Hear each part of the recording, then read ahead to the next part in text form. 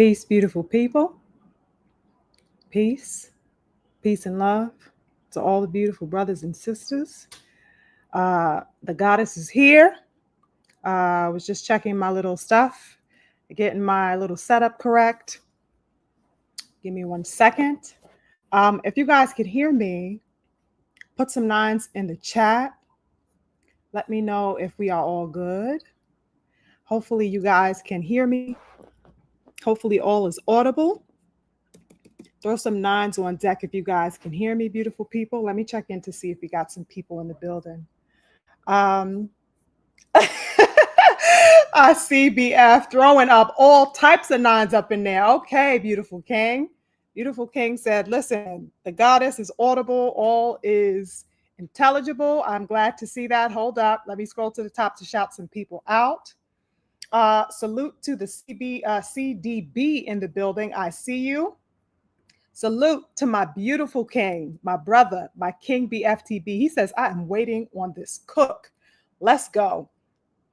Making videos while listening to greatness. I appreciate you coming in the building, beautiful king. Always a pleasure. You already know it's 10 toes with the love. Okay, beautiful king. Thank you so much for joining me. I really do appreciate it very, very much. I blush every time you are in the building because it's hard not to when greatness enters the room. You know what I'm saying?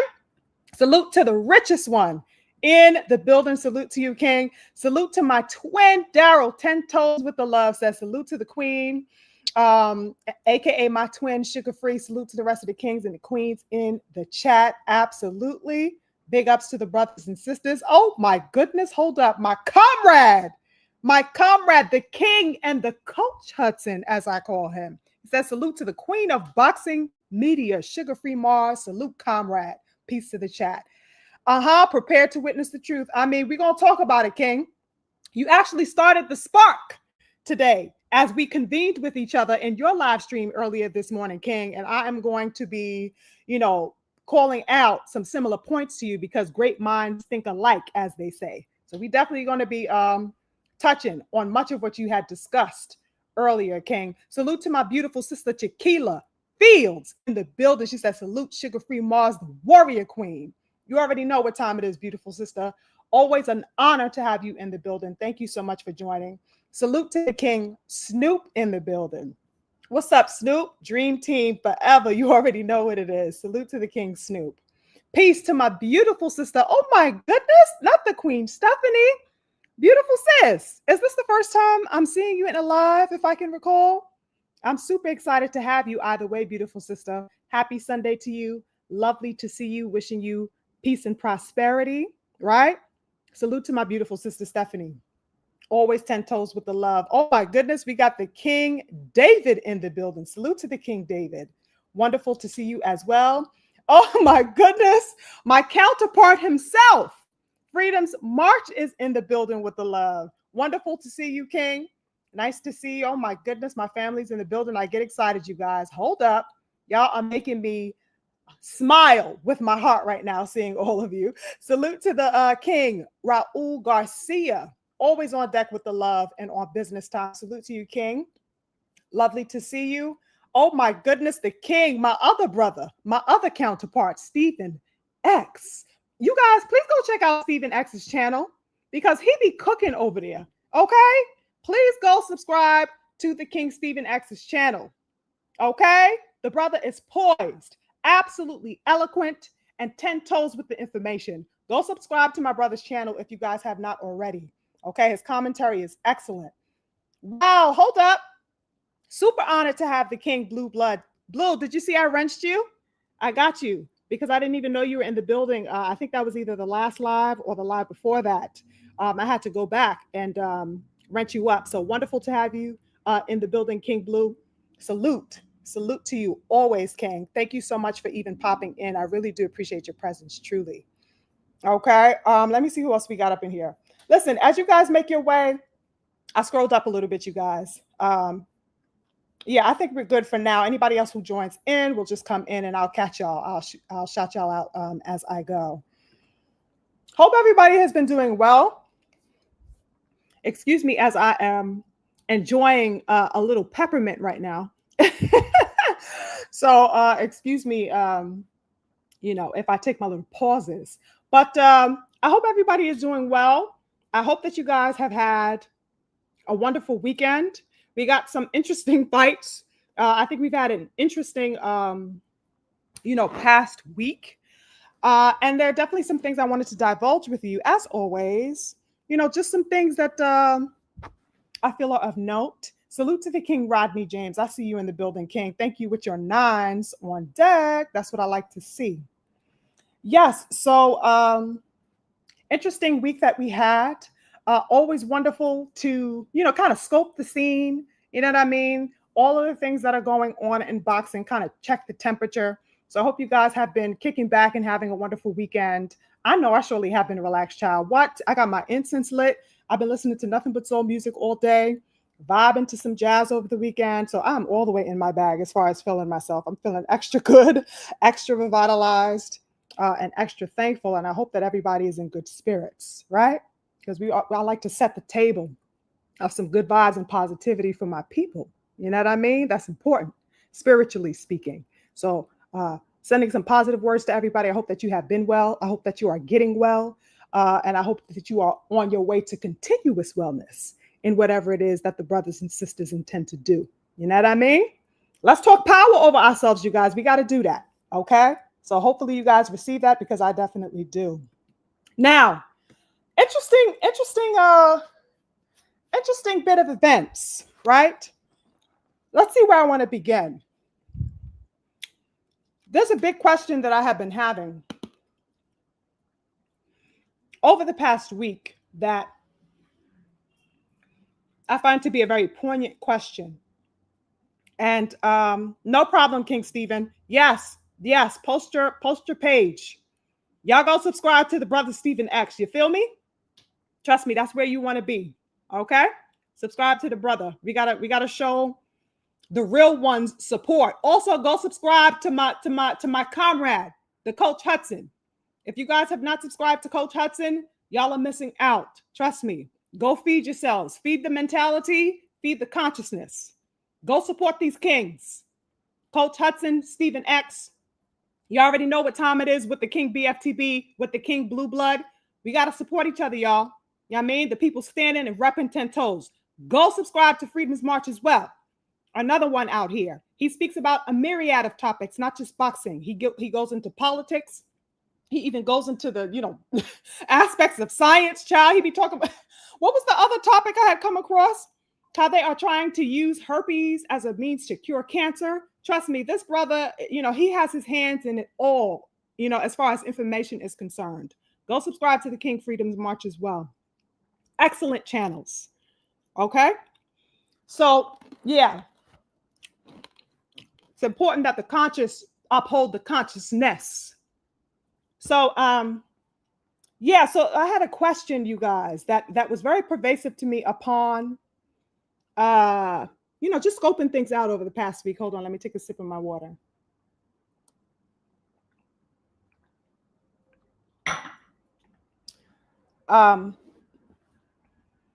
Big question. Put your link in the chat too as well, Freedom. All of you brothers and sisters, known to me and unbeknownst to me, put your, you know what I'm saying? Because we got to support the real. Yes, you guys, large question, a very prevailing question that I had about this particular era of boxing. And as you can tell by the title of this video, that's pretty much what I have been ruminating upon over the past week. And I guess I'll just preface it by saying the following. I get befuddled, you guys, real talk, as I'm sure many of you do as well. I tend to get very befuddled by this current landscape of boxing. Okay? I cannot help in this current wave of things but feel that something is missing. Something is missing. Either that or something is being intentionally left out, you guys. There is a gaping hole, in other words, somewhere within this current era of boxing. There is a void, a vacancy in the current landscape of boxing. It is one that I cannot ignore. And it's something that I ruminate about often. Okay. And the crazy thing is that it's not necessarily due to a lack of talent within the sport. That is not what I am seeing as being the thing that is missing. It's not anything to do with the shortage of or lack of talent. Okay? It's not anything to do with the shortage of potentiality even. But rather, what the case seems to be to me, what it rather seems to be to me is that the potential that actually exists, the actual fire, is being covertly smited out. There is a need, there's a covert operation going on to distinguish whatever fire actually exists, what actually is showcasing itself to be a fire. It is being covertly and purposefully shunned and pushed aside, if that makes sense. That is why there is a hole, a vacancy, as far as the energy within this particular landscape and era of boxing. Does that make sense, you guys? There is an operation at hand that seems to be systematically quelling the fire that actually stands to carry on a legacy that is just as prominent, just as paramount, just as potentially impactful and culture sustaining, culture defining as the previous generations of giants. There's an operation to quell that movement. I need y'all to follow me on this one, y'all. Okay? There's an operation at hand that is looking to minimize or diminish the same qualities that made previous generations in boxing great. Something is happening here where there is a lessening, a minimizing, so that it does not go beyond the parameters of control or a means to be able to control it. That is to, via the use of controlling of a narrative, the controlling of the perceptions. We've spoken about this in previous discussions, you guys, to one degree or another. We need to understand this, you guys. Okay? Do you guys recall how I oftentimes refer to societal things? I always bridge the gap between that because we are not simply watching sports. We are not simply watching boxing. We are watching societal movements. We are having societal dialogues and conversations. Even in our entertainment, we are being inculcated with myriad agendas, myriad messages. Okay? And so what I see taking place and taking shape within this particular era of boxing is just that.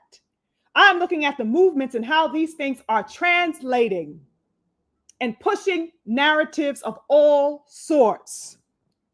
I want us to be very much aware of that on this particular channel. That's the consciousness I like to uphold. Okay? These are the things that I like to watch for, and I know my brothers and sisters also are scoping the terrain for. There is a lessening, a need to quell and minimize the rising of greatness beyond that of which has already been accomplished by our forefathers, by our ancestors in boxing and predecessors in boxing. Something is telling me that there is a need to not have the young kids go beyond that point. There is no passing of the torch. There is no insistence upon the passing of a torch. People are just coming in and doing what they please. People are prematurely calling themselves greatness, calling themselves the best, calling themselves the kings. That's That's another part and another side of this particular type of coin. We got to adhere to these types of things, you guys. Okay? All of this made me pose the question, which is the title of today's discussion, which is this era of boxing afraid of greatness? The acclamation of greatness, the proclamation of greatness, or perhaps better yet, is greatness on the larger scale only to be reserved for those who are deemed fit by the larger community? Let's deal with this, y'all. Is greatness only to be reserved for or sequestered within a certain parameter, only deemed by those who are allegedly in power? Do they get to tell us what greatness is? Do they get to inculcate into us their views and dispositions? I.e., for example, to telling us that Lomachenko was the Matrix and the greatest thing since Muhammad Ali? Or for instance, they're telling us that Usyk is perhaps the greatest heavyweight that ever existed. Is that what greatness is predicated upon? Is it only to be deemed by those with a Ring magazine, those with a popular channel, and so forth and so on? The major players, supposedly, in boxing, do they deem to us with vested interests, with cultural ties, with historical significance and appreciation for the sport, do they tell us this question of greatness? Do we give them that power? Is another question, because it isn't just one-sided. You have to participate in order to have a transaction of any kind. Am I right or am I wrong? So that if we are taking on and assuming these beliefs, these perceptions and dispositions, then that means we are also actively participating in our own miseducation or malignment. And we got to be real about that so that we can know where and how and when to draw the line. And what the line is us redefining what our greatness is for us, to us, for us, and by us. We set the terms, just as we always have. That is why we are copied. That is why we are mimicked. That's why we are silently loved. Because we've always set that particular standard as something that we should ever apologize for or minimize in any way. We're going to be great. We're going to stand 10 toes in that greatness. You understand me? I'm talking about boxing, you guys, but as always, I am much deeper than boxing. I'm talking about us, our peoplehood, our expression, no matter what that expression vehicle is. I'm talking about us. Whether we are the mailman, whether we are the stay-at-home mom, whether we are the hard-working brother, whether we are the ex-military men and women, whether we are the school teacher, the lovers, the fighters. I'm talking about all aspects of our expression on this planet. We just so happen to love boxing. That is how we all met each other. But our power is what I am focusing on. Are we afraid of greatness? Is the question that I pose. Or is the larger boxing community afraid of the proclamation of greatness when it is in the hands of elite Black men and women? Is that the time we take a back seat on greatness? Is that the time when we become reticent towards greatness? That's a question I pose today.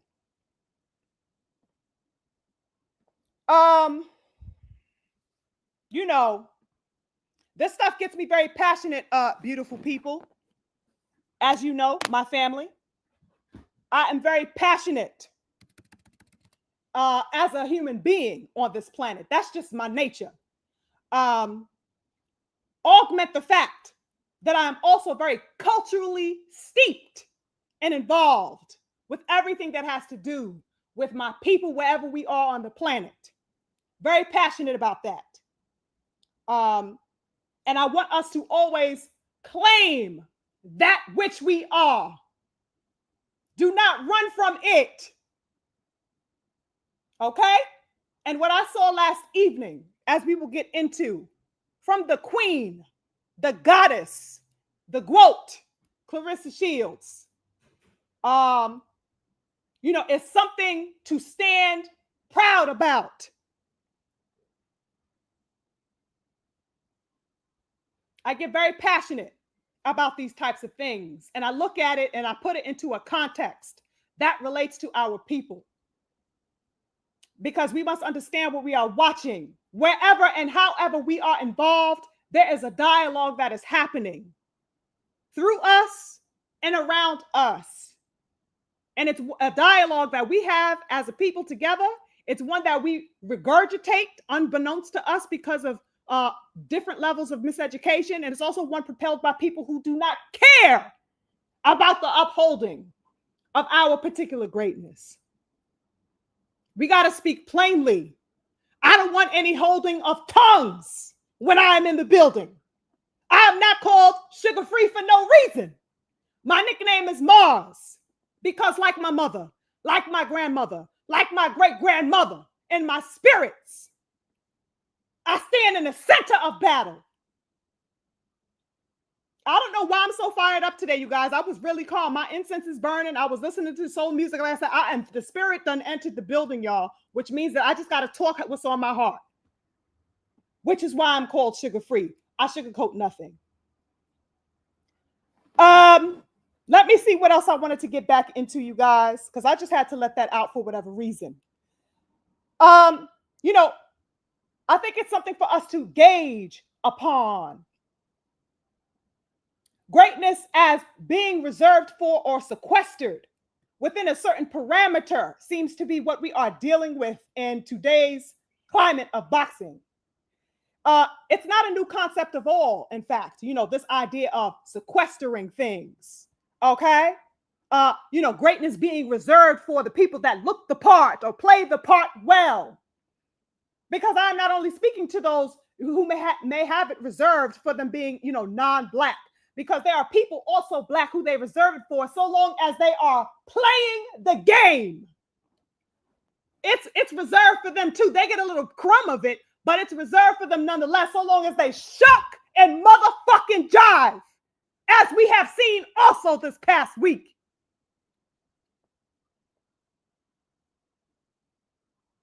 It's sequestered for the people who want to limit themselves in order to get a high five from the producers of the agenda, who want to parrot the concepts and persuasions of the people who push that particular agenda, right? Very interesting times in boxing. And it's really one of the reasons why, I feel like as prominent and forthright as a lot of the young talent may be today, there is an ever-threatening possibility that a lot of these kids will not have that potential realized because they are too caught up. They are too ensorcelled by being accepted by this new wave of social media acceptance or, likes and popularity and everything else, that they will sacrifice their own potentiality in order to get a high five from the people that seem to, push the needle. That's never the way. It's not a new concept at all, you guys. In fact, I've touched upon variations of this perspective for some time, as many of you may know who have been rocking with me. And many of us Black cognizant, Black supporters of boxing have been, scoping this out. I want to posit a query to you, you guys. And it's a query that my beautiful comrade, Coach Hudson, and I shared when, he shared his thoughts on his live today. Go check it out, you guys. If you guys got to check the replay of that, he was cooking.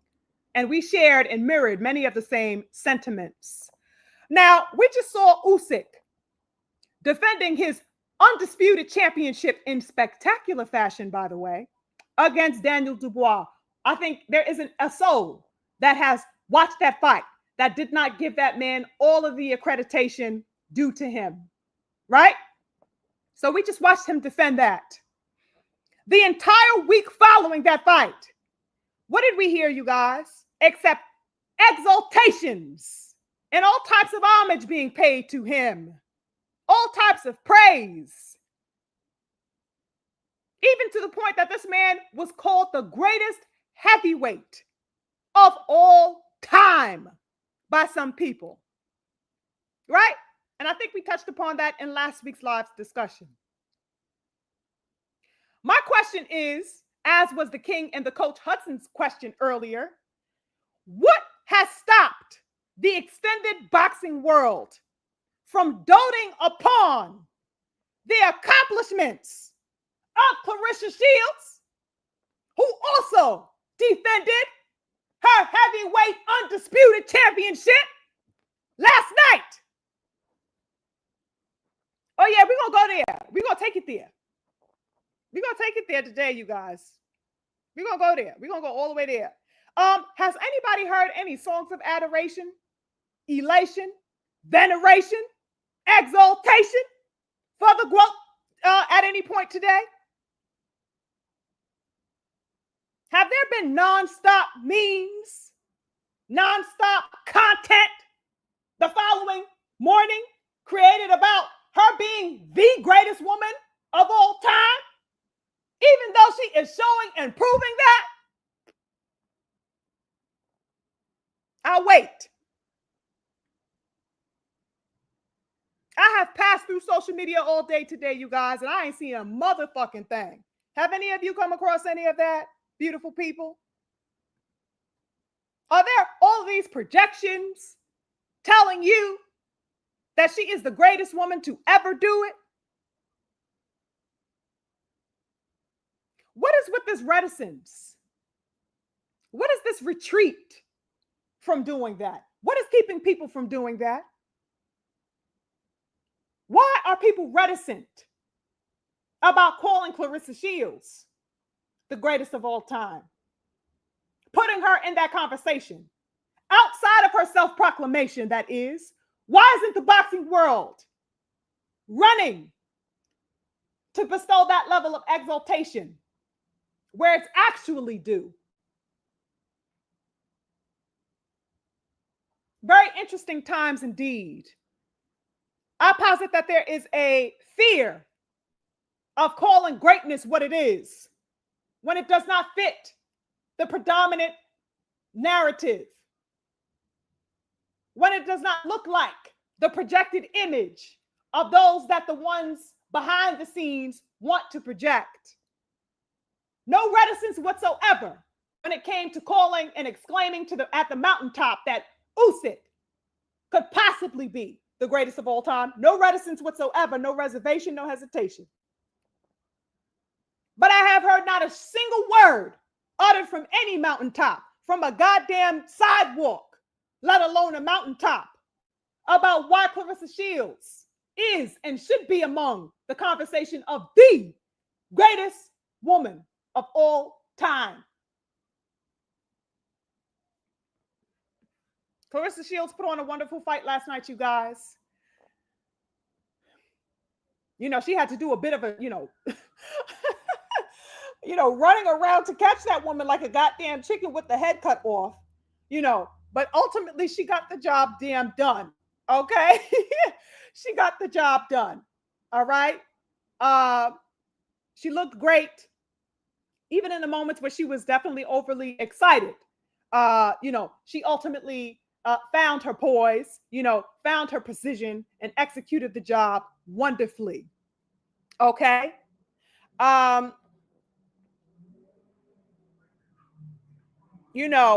It really makes me think that people, even within our own community, you know, I sit back and I think about these things and I'm like, you know, even if we don't look to the prevailing, you know, media, which is controlled by people not of our culture, let's just look within the context of people within our culture and the reticence there. Let's look at the actual reticence within our own culture, the parameters of our own culture, and people looking at this woman in fear. What is that going to do for us as a boxing community? If we are afraid to name the warriors, what does that do? Who has that ever saved, beautiful people? The refraining from calling the warriors by their name?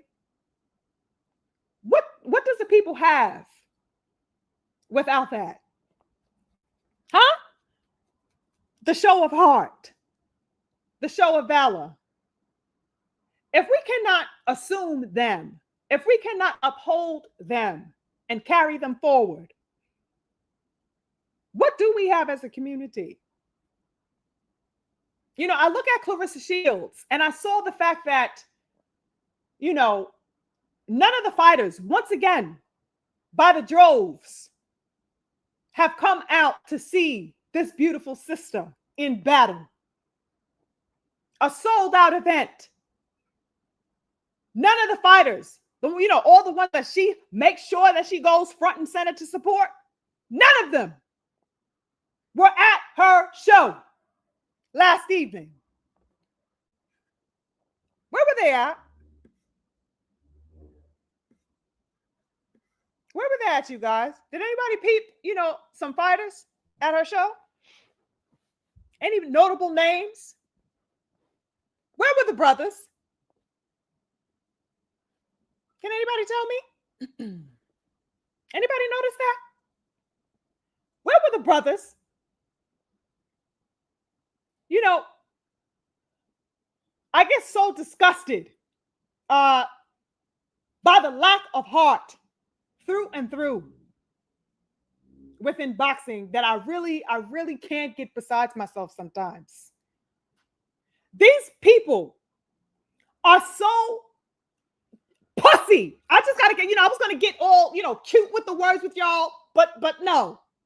Where the hell is the show of culture, pride of culture, support of people of the culture? If these people are so scared to what are they scared of with Claressa Shields? She's cool with damn near everybody in boxing as far as the male fighters are concerned. You know what I mean? She goes to these fights all the time. What the hell were these people doing that they couldn't go jump and take a quick, you know, flight over there to go support her the way she supports them? What actually keeps these brothers from stepping 10 toes? Nothing could explain that to me. I really just don't get it. There is no way that she should ever be at her show and not see the whole goddamn front row full of elite black men in support of her.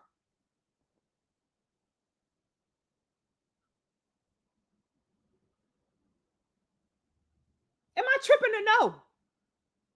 How is it that she can go an entire show and none of them be standing 10 toes with that woman? Here and there you'll see, you know what I'm saying, a Shakur pop up or Bud popped up to one of it. Right, sparingly. But how many shows does she show up for in support of these brothers? I just don't get it.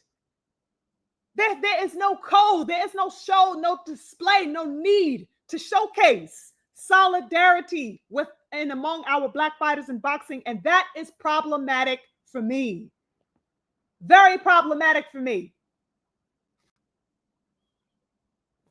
Somebody as accomplished, somebody as invested, somebody as passionate and upright within the women's division of boxing should have nothing less than the support of the kings, the people who allege themselves to be kings.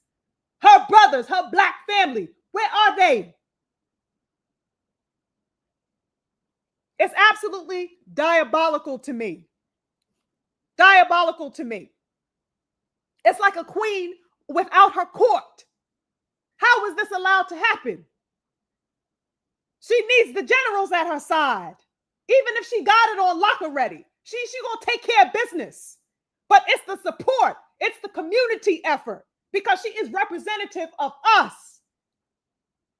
And we stand with this sister. That's what it's a show of. That's what you see everywhere else. Why is it missing here? Why is that afraid to be showcased with Black fighters?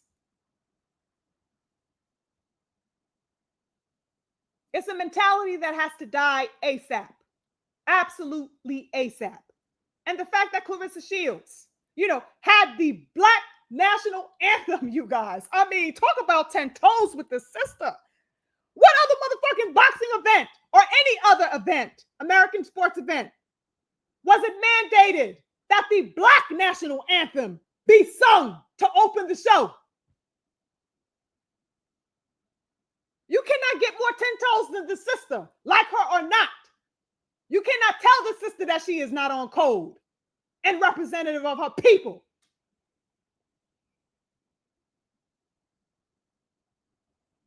I mean, y'all just not, y'all going to be sitting back 25, 35, 50 years from now and saying, oh, just like they did with Ali. All the people that love him now didn't know what the fuck to do with him when he was standing 10 toes in his time.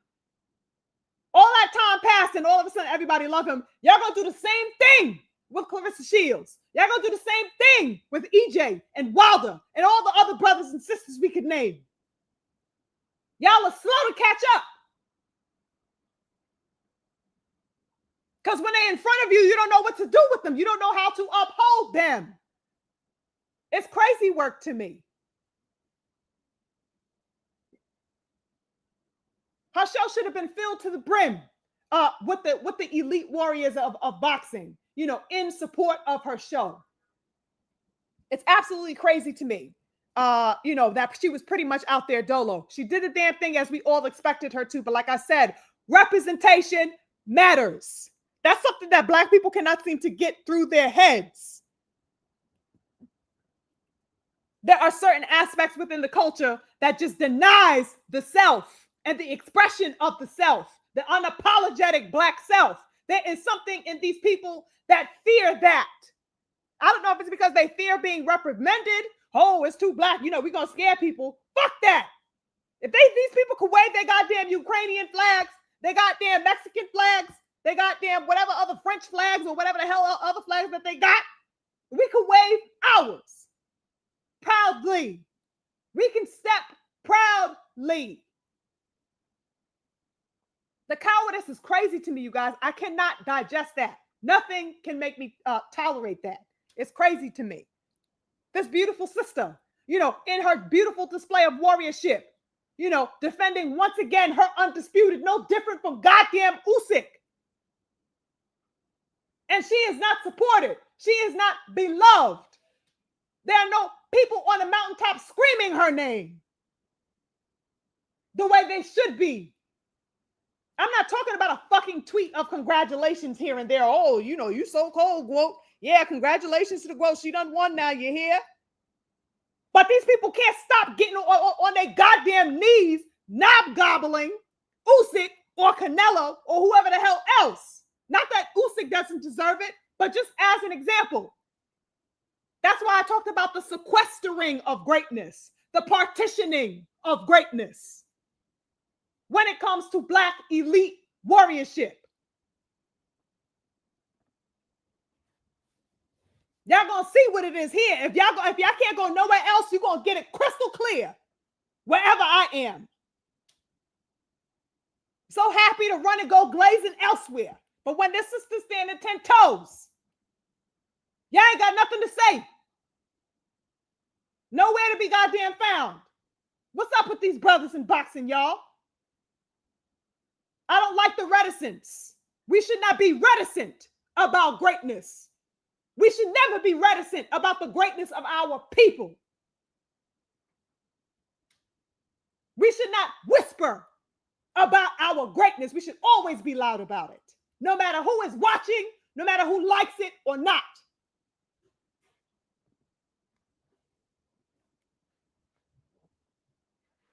Another great accomplishment, a great feat that was accomplished by this beautiful sister last evening is that an overwhelming amount of support as far as the purchasing power of the tickets sold at Claressa's event was overwhelmingly supported by women. Overwhelmingly supported by women.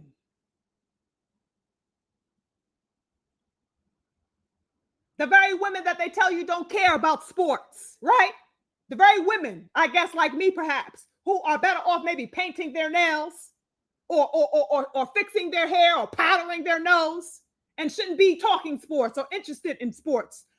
Overwhelming majority of the support she received was via women.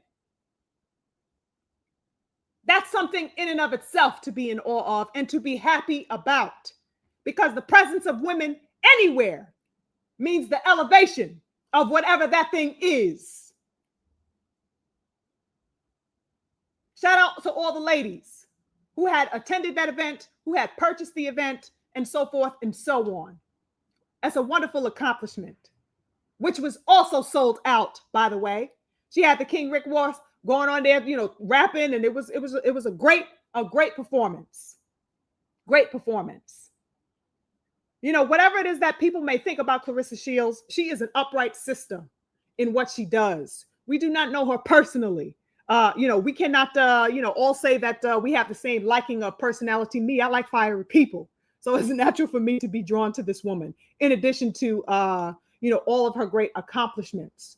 But I have no qualm with people who may not be, easily taken by, let's say, her demeanor. You know what I'm saying? But that aside, her accomplishments are her accomplishments. We're not sitting in Usyk's living room to know what his personality is like, to know if we like him or don't like him, but that'll fucking stop us from giving him the accreditation, does it?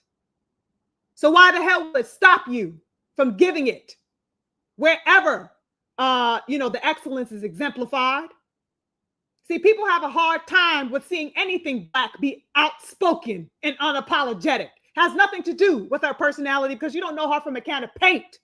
It is the fact that she makes no apologies about her greatness. She is not shy to tell you that she is the greatest woman who ever did it. That is why people don't like her at the forefront. She is not meek. She is not demure on the battlefield. She is a true warrior, and she will bite your head off if you step incorrectly, as any warrior would. That can be too much for people when it's coming from a Black position. And it just so happens that she happens to be a woman on top of that, which is also an extra limitation, because people think that women need to, prance around and just, sit passively. She makes no bones about that. And I think that's a lot of the reason why the boxing world also has a level of reticence about her. But her greatness is to be exalted. Her greatness is to be acknowledged and upheld, especially by Black boxing fans. Salute to the great sister, the powerful sister, Claressa Shields. Excellent job on defending her undisputed. I cannot wait to see what is next for this beautiful sister. Okay?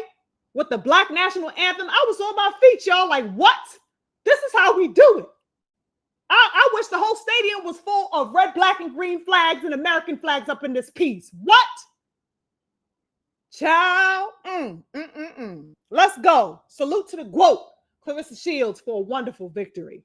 Okay? What did you guys think about that? Let me check in with my people. I missed quite a lot. Salute to my big brother, the Druth. I see you in the building, King. I scrolled up a little bit. Salute to anyone I may have missed.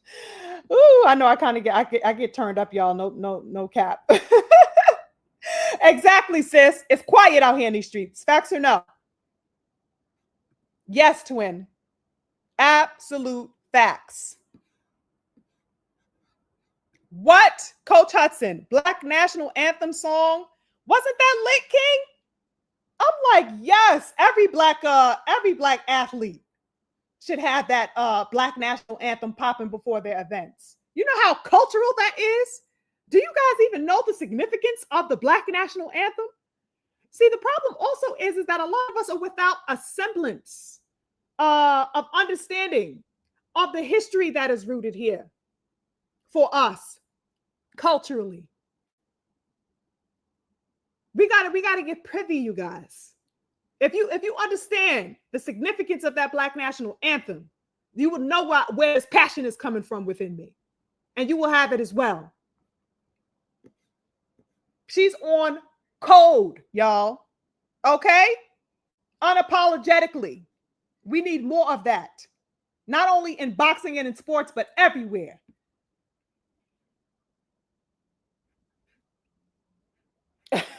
My sister Stephanie says, why didn't they call Xander a runner? Okay, nor have a clinch count for him last night. Absolute facts, beautiful sister Stephanie. I saw no clinch count. There was no clinch count in the goddamn building. Okay, and there were no such words as runner even used. Shakur Stevenson, wherever he was watching the damn fight from, his ass should have been front row. But from wherever he was tweeting from, he said, what in the Tom and Jerry is going on here when he saw Lonnie Daniels running the way her ass was running from Claressa? Did anybody call her? Any of the announcers? Did anybody call her Tom and Jerry? Is she being bashed and shunned and castigated for how she chose to fight that first half of that particular fight last evening? If she is, it's not nearly as much as she should be. Crazy work. Salute to my beautiful sister Tay-Tay in the building. I see you, beautiful sis. My twin Daryl says, that's another good point, twin. She goes to their fights. They never come to her fights. Exactly, twin. What is up with that? What do you guys think about that? What is this lack of presence from the brothers? What do you guys think that is saying? I know what I think it's saying. I'd love to know you guys' thoughts. Crazy work to me. I got some super chats. Hold on. Let me take a pause and salute the people who bless the channel. Salute to Glenn. Oh my goodness. Salute to Glenn Mickens with the heavy first super chat of the evening. Thank you so much. I appreciate the support for the channel. Salute to my brother, my counterpart, Freedom's March for, he says, for that sweet thing, SugarFreeMars. All right, King. I appreciate you. Thank you so much for blessing the channel with your support always, King. I appreciate you so much. Salute to Sheriff Deputy Mac. Okay, now he says the Queen. I appreciate you, King. Thank you so much for your contribution today. I appreciate it. Oh my goodness, the full ass Earthman, heavy, extra heavy with the love today. He says, she may smile, but it's never sweet. You already know. He loves my little tag phrase, boy. He tells me that every chance he gets. That's right, King. Tell them not to forget it. Never to forget that. Okay? She may smile, but it's never, ever sweet. Nothing sweet over here. Facts, King Freedom. Salute to the great Mike in the building. I see you, great Mike. I think I missed you a little bit earlier. Salute to you. Salute to the King Uncommon. The fuck promotions in the building. Salute to the King Uncommon. Nice to see you, brother. Always wonderful to see you. Yes, King Snoopy. Absolute facts. Absolute facts. You guys, let me scroll back down. I know it was kind of like way up there. The King Stephen X says, that was a funny tweet, but you think Shakur would have been there since she always supports active squad fighters. Exactly. He talked about, oh, good job. Oh, my sister is so dope, y'all. She is so cold. Really? Why the fuck you ain't there, son? You know what I mean? Why you ain't there? There's no excuse for you not to be there. You know, of course, unless it was something, heavy or something weighted, of course. But, all of y'all at the same time ain't going through anything significant enough to where you could not have, at least a handful of y'all. You know how many excellent, elite black men are in this sport? None of y'all showed? None of y'all? Oh my goodness. Mm-mm-mm-mm. The Coach Hudson says, did y'all see the announcer ask Shields, how did she feel? Excuse me. Let me read that again. Did y'all see the announcer ask Shields, how does she feel? Oh, how does it feel that she couldn't drop Daniels? Oh, facts, actually. Facts. I do recall that, King. I don't know that reporter's name, but she doesn't need to do another. Exactly. Exactly. Yes, I do recall that now that you mention it. Oh, how do you feel that you didn't drop? Did they fucking ask Katie Taylor how she felt that she couldn't drop goddamn Serrano? You know, these types of things are crazy to me, you guys. It's actually not crazy to me. You know, it's crazy to other people. That's why they would pose such idiotic questions like that. Let me scroll through here. Thank you, Malik. I appreciate you, King. He says, salute. Keep up the great work. Absolutely, King. I appreciate you. I'm on the job. Yes. So, you know, we have to consider these things, great people. We have to consider these things because herein is an example of the sequestering of greatness, the reservation of greatness for, you know, anybody else, so long as it doesn't come off too forefront, you know, too up, you know, too forward, too upright, you know, too forthcoming, or in a particular package that cannot be easily controlled or molded. You know what I'm saying? As long as it's too representative of a culture that should be marginalized and viewed as secondary, or viewed as perhaps not having star power, as they like to tell us black boxing fans, you guys can't sell. You guys will never sell out. Oh, your fans don't even support you. Black fans don't even, you know, look to buy fights.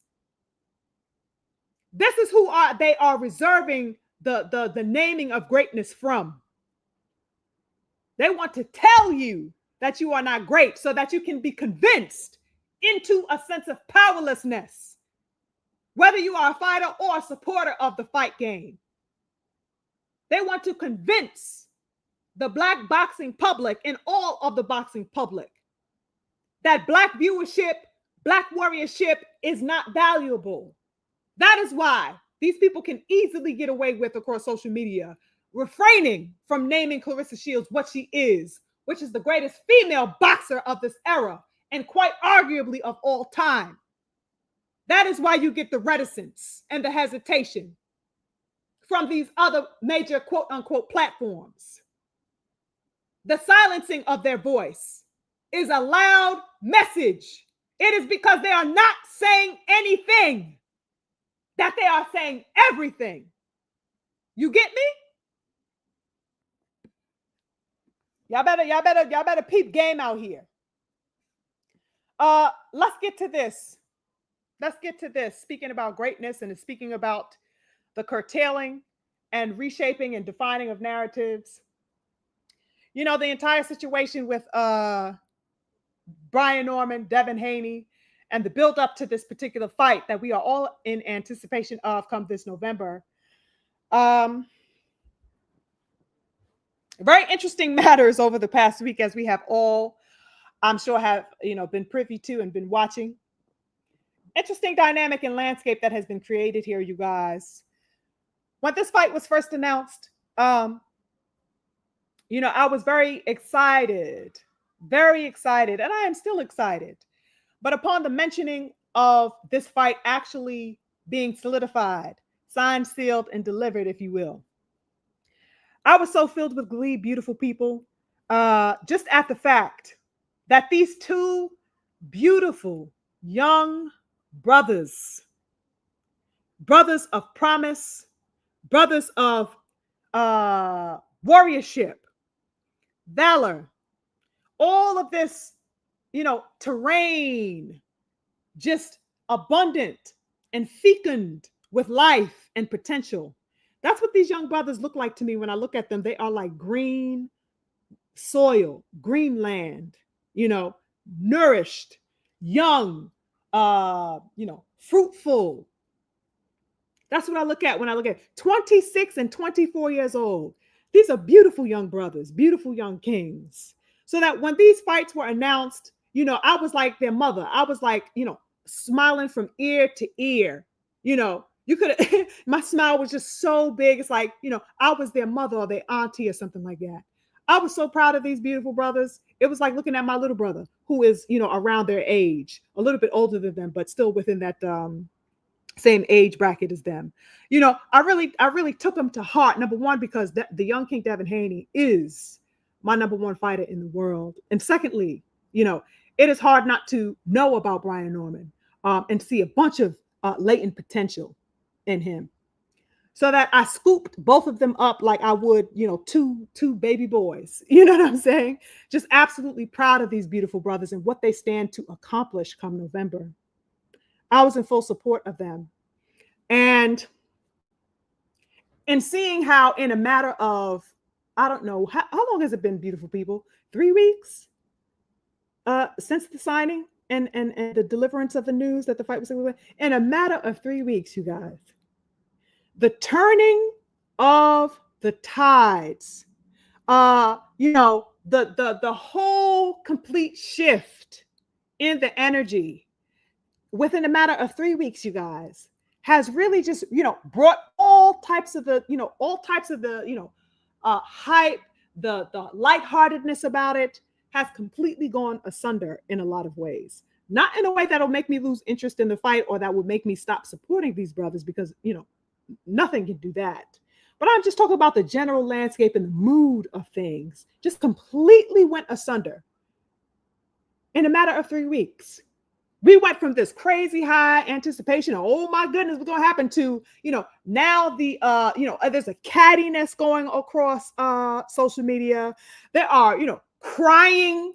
Oh my God, crying ass fanboys. Oh my goodness. Y'all know what I'm talking about, y'all. Y'all know what I'm talking about. How the fuck did that happen in a matter of 3 weeks? Weren't we just all elated and excited and astounded and astonished that this fight was actually materialized after all of the fights that fell out of the people that Devin tried to make on his hit list, the falling out and the ducking and tucking of tails from Teofimo Lopez, from Devin Haney hauling his ass out of here, ducking, that fell out. Ryan Garcia tucking his tail, ducking the hell out of the rematch with Devin Haney, that fell out. Every goddamn thing you could imagine fell out. Crazy work. Devin Haney having to literally chase people. Richardson Hitchens changing his goddamn tune. Shakur Stevenson. Oh, I'm gonna fight Conor Benn at 154. Well, actually, I'll fight him at 147. Ducking Devin. I mean, what has been going on, you guys? Only to find now that there was actually a warrior. There was actually a warrior, a real one, a beautiful warrior, who was actually up for the challenge. Only a month after his fight. Not only a fight, but a fight that was his most viral moment of his career, in his knockout victory against Jin Sasaki over there in Japan. That is who answered the call to Devin Haney.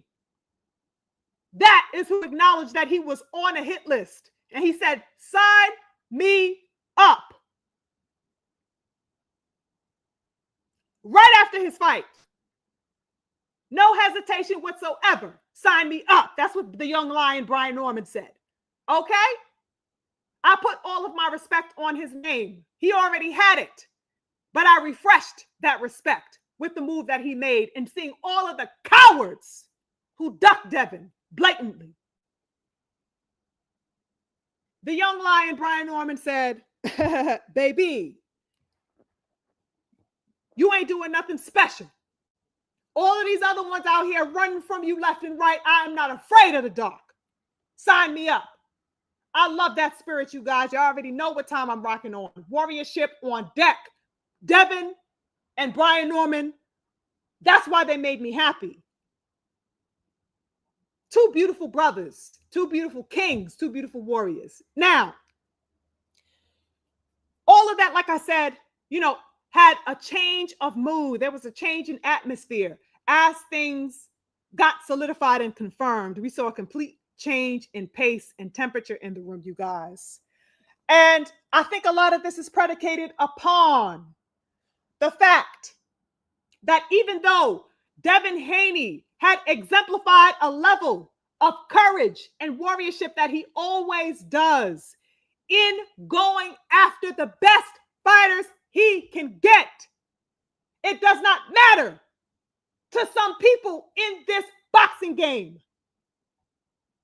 because there is, above all, still a lingering and pervasive need among many within this boxing game to convince themselves that the young king Devin Haney is somehow counterfeit, out of commission, deficient in some type of way. They want to convince themselves that he is irrevocably damaged, forever impaired, and beyond any shred of atonement and rectification. They need to believe that about this young King Devin. They have to. And so that even with his valiant display of going after a gunner, a big stepper like Brian Norman, they are still looking for ways to diminish this man, even though none of his contemporaries are stepping on this type of time. Stop me when I'm lying. Right. This is absolutely hilarious to me every time I see this pervasive narrative spinning around. I am truly astounded by the level of juvenility in the approach of many of these people across social media. People actually want to believe, you guys. They want to believe and convince themselves that Devin Haney is afraid. That's the going thing. Y'all seen it this past week, y'all. How many platforms have you come across? How many posts and what have you? Have you go, oh, Devin's scared now. Oh, he trying to quit, y'all. He trying to back out. How many of you saw the commentaries I dropped last week, touching on this very perspective and point? These people want to believe that he is afraid, even though he is showing a level of heart that none of these other brothers are showing and have showed for the past 5 years. Within the past 5 years, Devin Haney has become undisputed the youngest to do it in the 4-belt era. Went up to 140, beat the number one king at 140. Now he's moving up to 147. Third weight class champion, pending.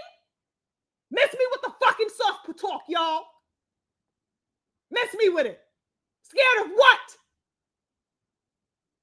What is Devin scared of? Youngest undisputed champion? Going at his third weight class? Taking the number one quote-unquote boogeyman in the division currently?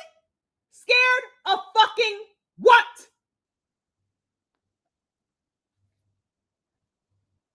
How the hell is he afraid to fight any goddamn body and he's in their fucking living room calling for the smoke?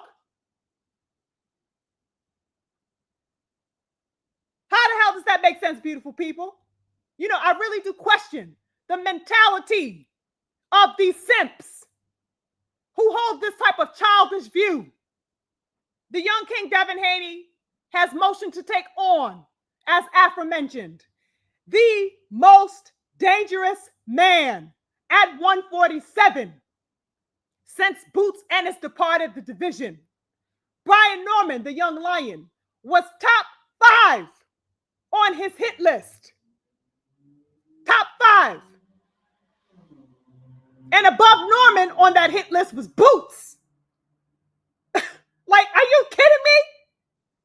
Devin was propositioning Boots for a fight prior to the Norman signing on to fight him. Okay? He was propositioning Boots for a fight prior to his announcement, of course, that he intended to actually go up to 54 instead. When the Boots option proved to not be a viable option any longer due to him wanting to go to 54 and due to the, wanting to pose the catch weight of 52 when Devin hadn't even fought at 47. That's when Devin moved on to the next best option. And who was that next best option? B Norm, the motherfucking Storm. Scared of what? The same Brian Norman, the big stepper that y'all love dick riding all of a sudden? Yeah, him.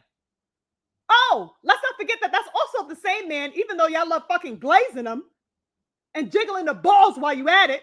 This is the same man that y'all called a chump and accused of being a duck only a few months back when it came to Boots Ennis. Yeah, that's the same one you was calling a sucker and claiming that he was ducking Boots. That's the one y'all love now, huh? Conveniently.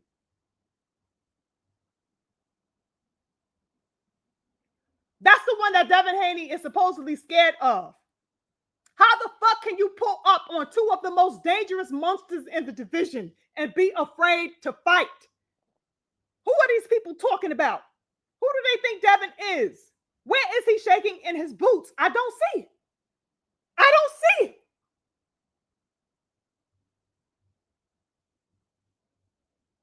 It's crazy to me. By the way, also now that I think about it, isn't Boots the same man that these cowardly ass man fans, these sassy ass man fans tried to sick on Devin a couple of months ago? Yeah, a couple of years ago, actually, like maybe a year and a half or two ago. Y'all remember when they was calling Devin a weight bully at 140? Oh, why don't you go fight Boots? You a weight bully. Why don't you go to 47 and fight Boots? Oh, really? He's fucking in Boots' backyard now. Now what? Y'all tried to talk about Boots during those times like Devin was scared. Now Devin rolled up on that division like, and what? And y'all ain't got nothing better to come up with than, oh, he's scared to fight Brian Norman. He wants to call out of the fight. Really? I'm in your motherfucking refrigerator. I ain't asking for shit. What the hell I'm scared of? I'm in your house with my feet kicked up. You know what I'm saying? Drinking some fucking lemonade on your couch like fuck your couch. Scared of what? These people are crazy, y'all. You know what I mean? Crazy work. Can somebody please explicate to me? It's not making any sense how this young king is afraid.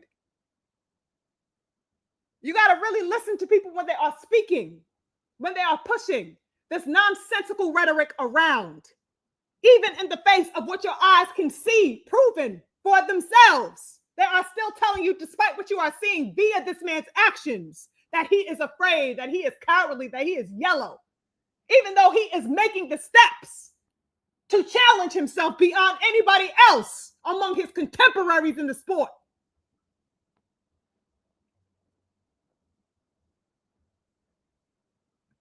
Insane work to me, you guys. It's mind-blowing when you actually sit back and look at and dissect what is being promoted and pushed.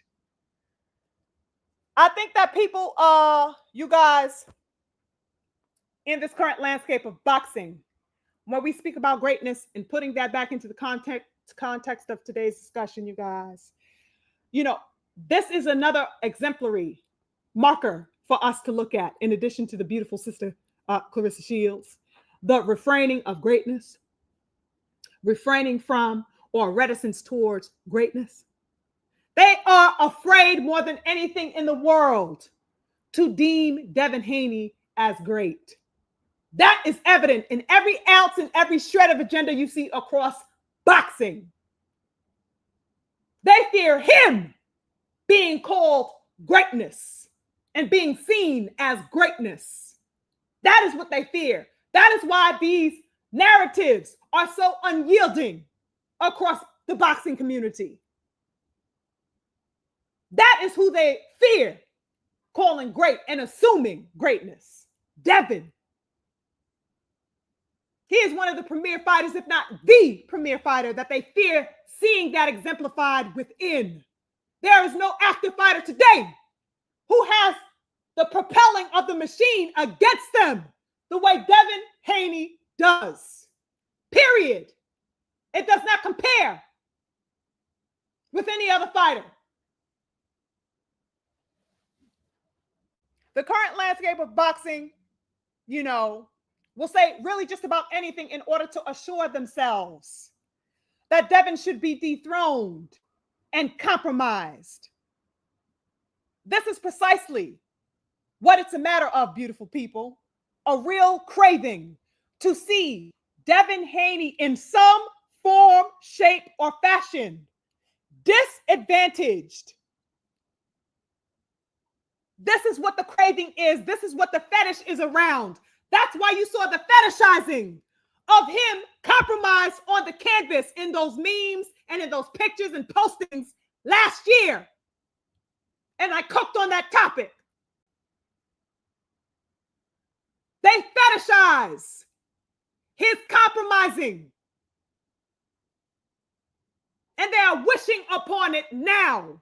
That is why you have these Johnny come lately ass Brian Norman fans. I'm not talking to his real fans like me and all the other brothers and sisters who know what time, he's rocking on that and that have respected that young brother. I'm talking about the Johnny come lately ass fans riding the bandwagon because they want to satiate their fantasy for seeing Devin Haney dethroned. They don't give a fuck about the greatness of these two brothers going into battle.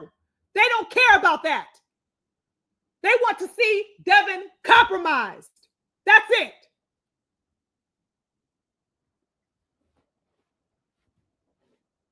There is a craving to see that man disadvantaged in some way.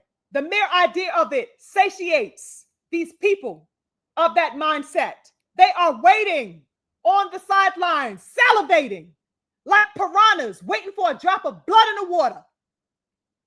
It's absolutely astounding. Devin Haney is really the only one, real talk, when I sit back and dissect these things, he really is the only one that is able to handle this level of public castigation. None of his contemporaries could bear 5 minutes of this type of pressure. Shakur Stevenson threatened to retire about 2 years ago. Y'all remember when he ran on Twitter crying because people were talking about him and De Los Santos? Threatened, to retire from the sport. Okay, when the kitchen got too goddamn hot. Then you got Tank Davis saying that he wants soft girl life. He wants the monster to exit his body. He's trying to leave at the end of the year. He don't want it in his body no more. Meanwhile, the young king Devin Haney receives a level of scrutiny that not even Canelo Alvarez, the quote unquote face of boxing, receives. And he holds his head up high with that crown. Not sweating nothing, still chasing after greatness. And not apologizing for it.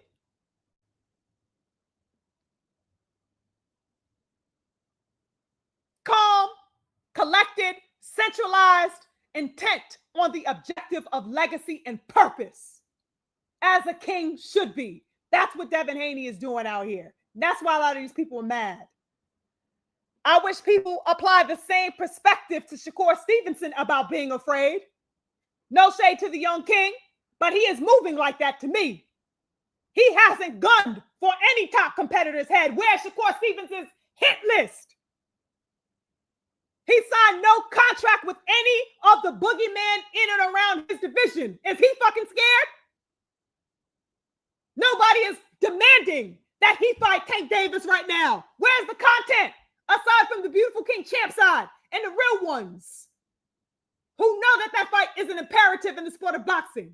Where are the people mandating that he fight Tank now? It's quiet out here. But everybody is cajoling him and the idea of fighting goddamn Conor Benn, a motherfucker that ain't nobody checking for. Is he scared? How about Tank Davis? He's flat out ducked Lamont Roach in this rematch, ducked Shakur Stevenson, ducked Devin Haney for years. Is he scared? But y'all want to tell me that Devin Haney, the motherfucker who went for the head of the king of 147, he's scared, right? Devin is the scared one. The former undisputed motherfucking champion. Going after yet another champion in the third goddamn weight class. He's the scared one. Make this make sense to me, y'all. It doesn't make sense. That's why us cognizant one, us conscious ones ain't falling for that shit. No matter how many of these meat-riding, sassy-ass niggas get on their goddamn platforms and podcasts crying. We know what time it is. A lot of sassy motherfuckers on the goddamn airwaves these days. Shout out to the King Freedom, who put me on to these dudes. I don't know who those I've never seen them before in my life. Sassy motherfuckers up there crying, you know, talking about, oh, why they like Bill and why they don't goddamn like Bill. Fucking crying. Meanwhile, none of them said anything about the greatness of these two brothers looking to meet each other in the ring in November. No exaltation. They talk about sassy shit. Shit, me and my sisters, me and my girlfriends ain't even fucking talking about. These niggas are fucking crying about on some bitch shit.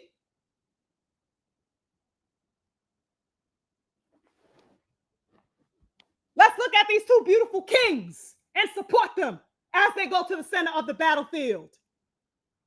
This is an excellent fight. It's not to say that we don't have our sides and our picks. That's not the point. Pick who the fuck you want. But the sassiness is crazy to me. The importance of and significance of this fight for the culture is being diminished via the foolishness and the agenda pushing within the rhetoric of these narratives and agendas that are really set out and pushed out and propelled by the people you don't see.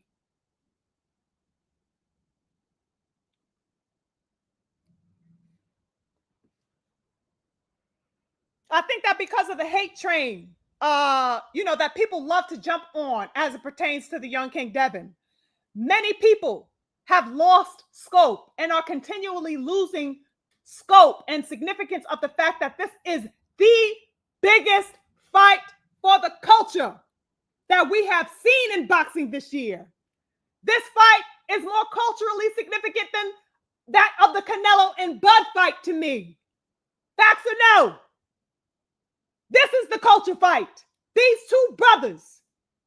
This fight far outweighs that of Eubank and Ben, of course. Even though that was a beautiful fight and one of my favorite fights of the year. B. Norman and Devin Haney outweighs that. It trumps that. The young King Devin and the young Lion Norman Jr. have rattled you guys. Rattled the boxing world. Real talk, in a way that we have not seen since Bud versus EJ.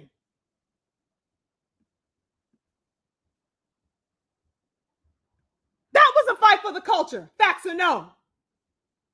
This is taking off of that cloth the significance and weight of this culturally for American boxing. It is this fight that is doing that. And let me make a note here. I know that this fight hasn't marinated a fraction as long as Bud and EJ, because we were waiting upwards of 6-7 years for that particular fight. So, B. Norman has not had that significant amount of time to marinate yet, and still, it has the same level or similar level of engagement, urgency that is reminiscent of the pressure and anticipation that we had for those beautiful brothers, EJ and Bud, back in those times. This is a significant fight culturally for American boxing. That is why people were so galvanized around its announcement. Galvanized, around the presser and even the altercation that happened with the bodyguard and stuff like that. It had us all talking about it. It had us all excited. That is because it is significant.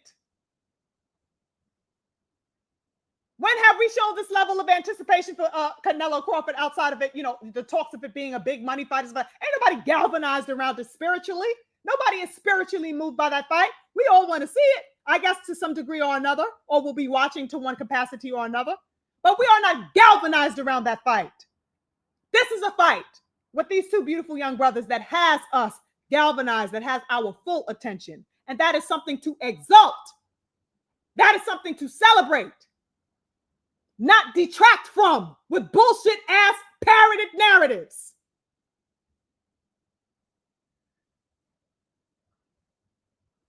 This fight is a showing of valor, a showing of honor, a showing of greatness. The word of the day. A showing of greatness that the real ones, us real boxing supporters, want to see, want to uphold, want to nourish. Even the bitches who are, let's say, just hanging around, on the sidelines just so that they can disavow and detract from Devin, even they are galvanized around and in anticipation of this particular fight and the excitement that it brings. Even them. This fight is sought after because it has worth to the boxing landscape. These are the types of fights that we wait for in boxing. These are the types of fights that many of these young athletes in boxing right now are refraining from making. And here are these two beautiful brothers front and center within, a week or two, managed to get this fight made. This is what we need in boxing. This is why I exalt these beautiful young brothers. They made that shit happen. Regardless of the surrounding drama, they made it happen. And that's something to salute.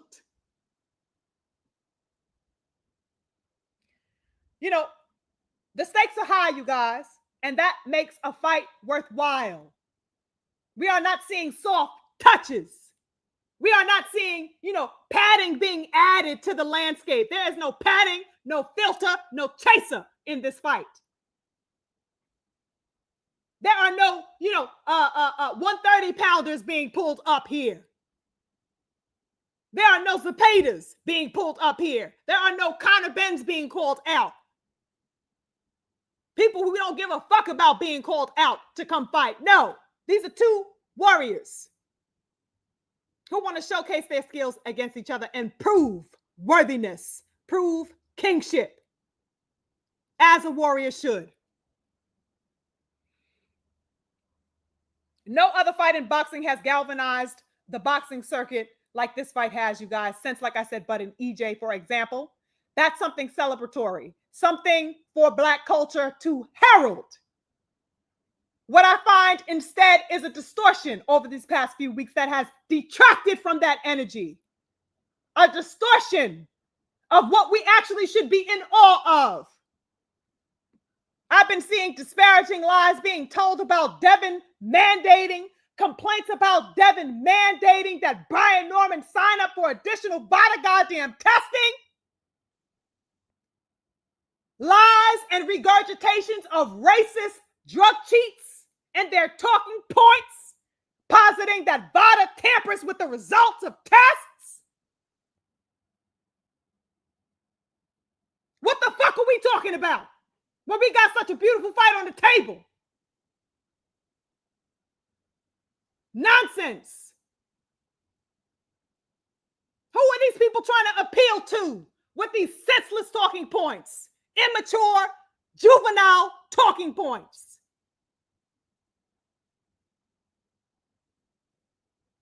Real ones don't give a fuck about that shit because we know it's fake news. Who is being pandered to with those sick, twisted talking points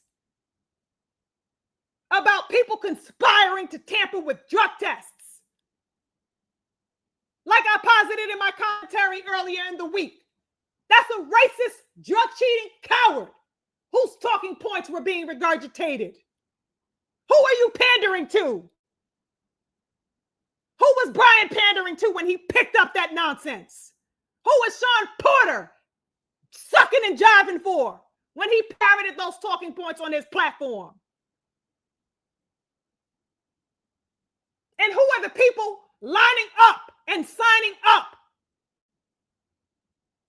to eat off of that nonsense, to believe that nonsense and to consume that nonsense and push it out against such a valiant young warrior such as Devin Haney? Crazy work.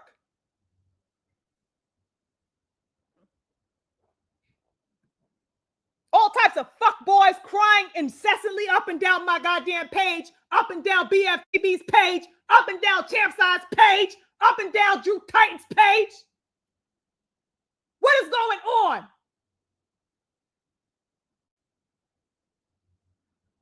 And what are they defending? Except looking like absolute imbeciles crying about why Brian shouldn't be asked to take additional drug testing. Is this really happening, y'all?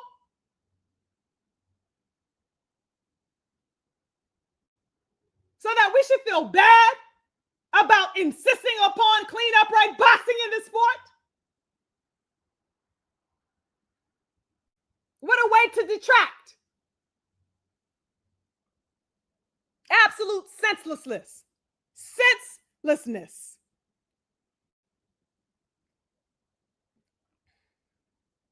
Unyielding crying, incessant crying about why they don't think Devin, he don't have the right to ask Brian Norman. Oh, he's going on vacation. Why you gotta, try to get him tested on his vacation? What else you gonna ask for? You gonna ask for him, to fight in a bigger ring? Are you gonna ask him to wear a certain type of shoe? What else you gonna demand, Devin? These soft ass people sure know how to ruin a goddamn good thing. Who cares? This man has to be drug tested. Anybody that faces Devin has to face that. That's it. You will be subject to testing. Period. You either sign up, or you get the fuck out of my face. What did he do? He signed up. As he should have. Because why would he bypass on the biggest payday and the biggest career move in general of his life if he has nothing to hide? Oh, you're insinuating that you're calling him a drug cheat because Devin's calling him a drug cheat. And saying, well, why would you want to test? He's not no drug cheat. Well, take the fucking test then. Sign up for the random testing that I am paying for and shut the fuck up. I don't got to say nothing. The test will say everything. I don't got to call you nothing. Your piss and your blood will show that. I ain't got to say shit. That's why they're coming to test you randomly for the next 8 weeks and beyond, or however long to complete that 16-week period.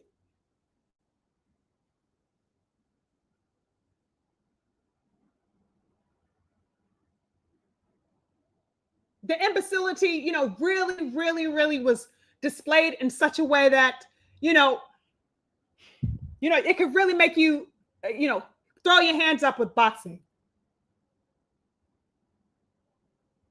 I don't understand, why people are conflating the need for clean, upright sportsmanship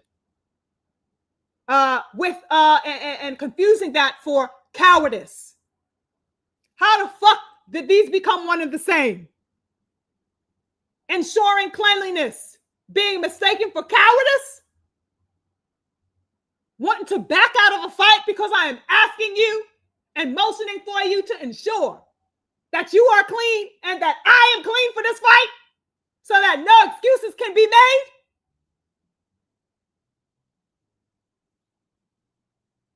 I cannot stand heartlessness. And when I sit back and I listen to some of these things that I come across, you guys, I'm like, who raised these motherfuckers? Who raised them?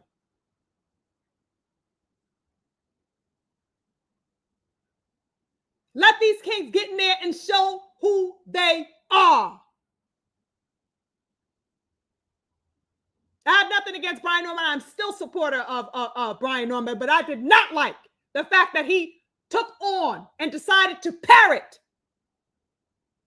the commentary of these race fans and these agenda-based platforms, such as the Porterway podcast and others. It was disgusting. All of these associations with Victor Conti as if Devin Haney is the only fighter ever signing up with the snack program, which is only a dietary supplement company. Nobody's fucking complaining, as I said in my commentary earlier in the week, about Caleb Plant being with snack, about Mario Barrios being with snack, Bam Rodriguez, Mikey Garcia in the past having been affiliated with snack, and fuck, Sean Porter himself being a goddamn snack fighter. All of a sudden, now it's a fucking crime that Devin Haney is also added to the list among the other fighters who signed up with this supplement company.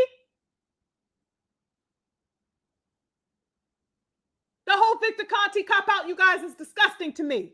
And I swear, that these men within the industry have it out for Conti. I have a feeling that these people do not like the fact, that he turned a new trajectory for himself and started outing the malpractice within boxing and within sports. They do not like that he has outed a lot of these secrets. They do not like that he has been exposing a lot of this shit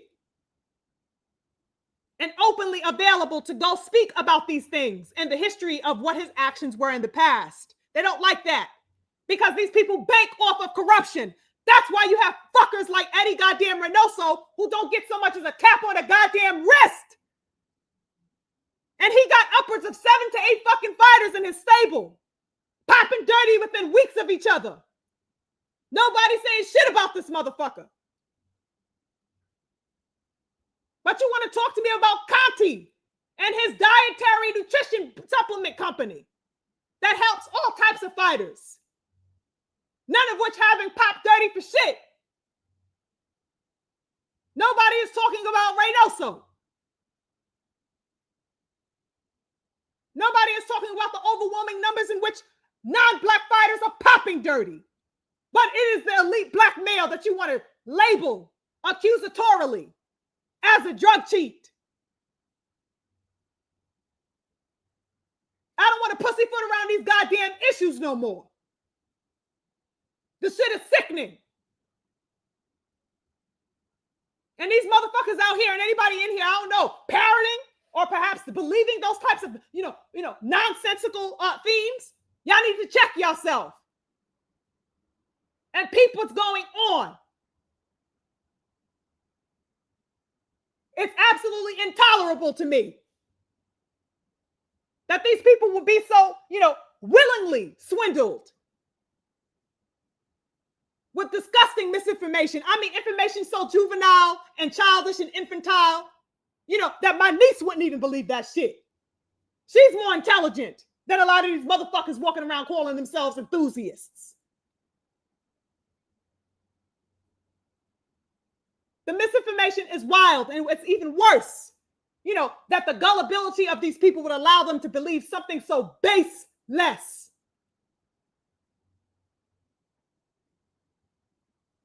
We got to do better in the sport of boxing. That's a larger conversation that I could speak on for days and days and days. But there's absolutely, a blockade.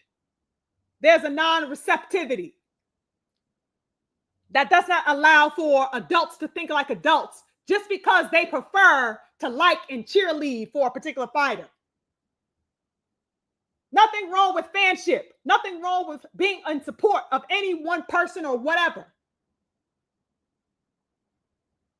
But the cognizance has to be on deck. I do not throw cognizance out the window because I support a fighter. These people's mentality completely, get wiped clean. All rationale, all logic gets wiped clean when it comes to these people. Just because you like this nigga, that doesn't dampen my goddamn common sense. I'm common sense, activated at all goddamn times. You know what I'm saying? I don't put that shit down just because I like a fighter. No, I'm going to look at this and call you the fuck out for it. Or I'm going to ask this question if I have a question. Or I'm going to say, oh, okay, I'll look into this now. I'm going to do further research, whatever the hell is necessary. I don't take nothing for no goddamn face value. You actually got grown people out here debating the importance of drug testing. Making cases for why one shouldn't be drug tested at a particular time.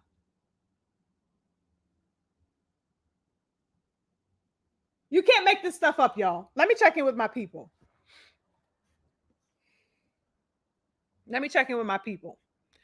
Hold on, I got some super chats. Hold on, let me check with the super chats for the people showing love, in the building.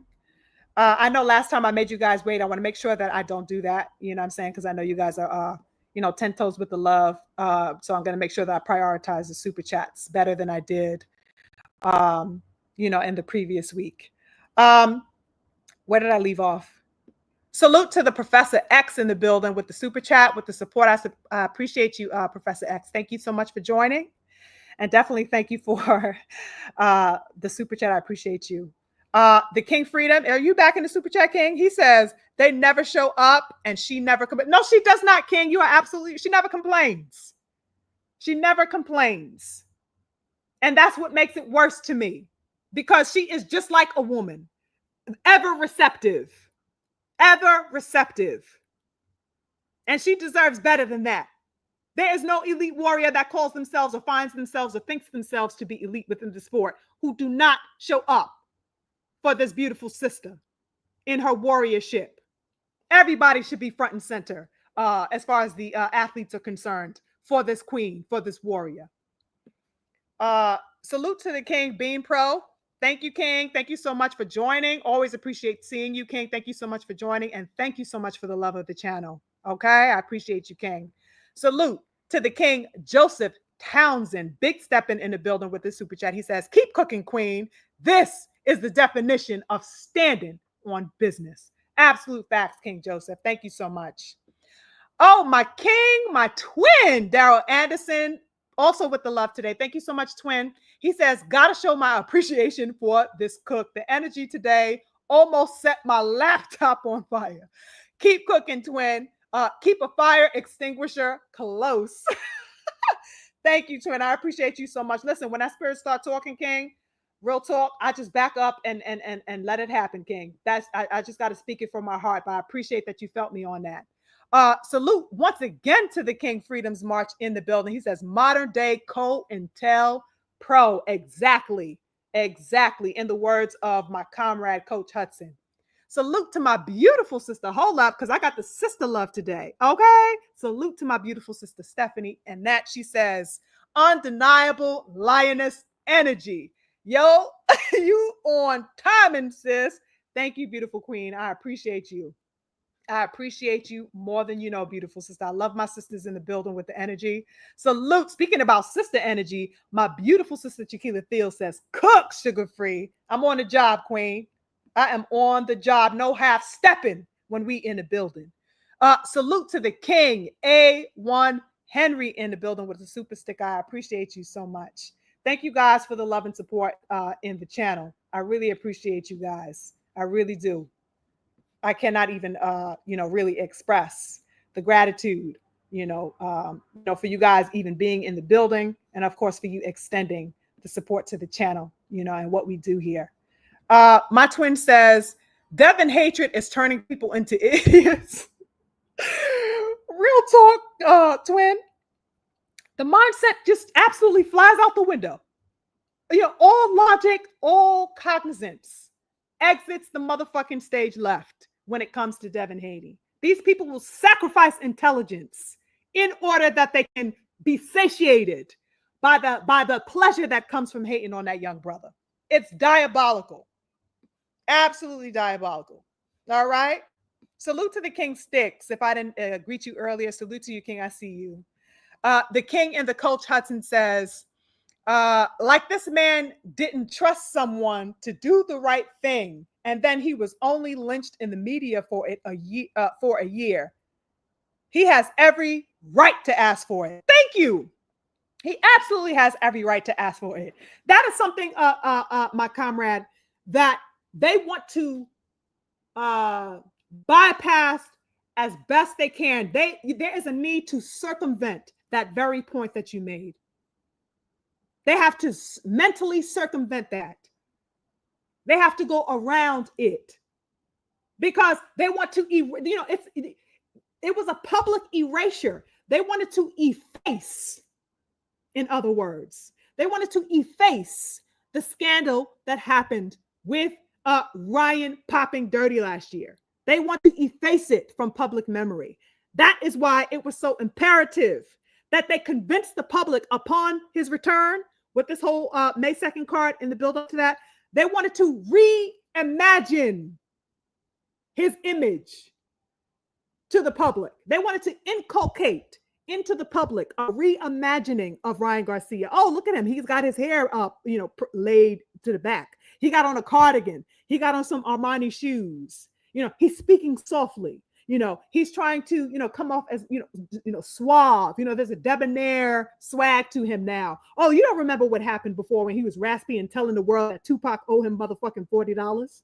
When he said that he knew where Tupac lives and all this other crazy that, he went to the Boston Tea Party and Trump, was climbing trees with the elves and the elephants and all that other crazy shit he was spewing. They want you to forget all of that bullshit. So they wanted to erase everything that had happened in the previous year. And see, he's not that much of a bad guy. See, he couldn't have been drug cheating. Look, he's got on a cardigan. It's been crazy, crazy, crazy work. No, we didn't fucking forget. This nigga's a drug cheat, and he had no juice on that May 2nd card. He got put on his ass because he was not juiced. Crazy work, y'all. But yes, absolutely. After coming forth, and out of that particular situation, of course, he is going to mandate and be extra stringent about the parameters, surrounding drug testing, as he should. As he should, comrade. 1000%. The King Bonnie is in the building. He says, she ain't lying. Child, stop me when I am. Okay? Yes, beautiful sister. My beautiful sister says, and what the fuck happened to Mugia? They still haven't exactly. They still haven't overturned that PED-induced win over. No, they did not. That shit is still pending. Ask me how. Ask me how.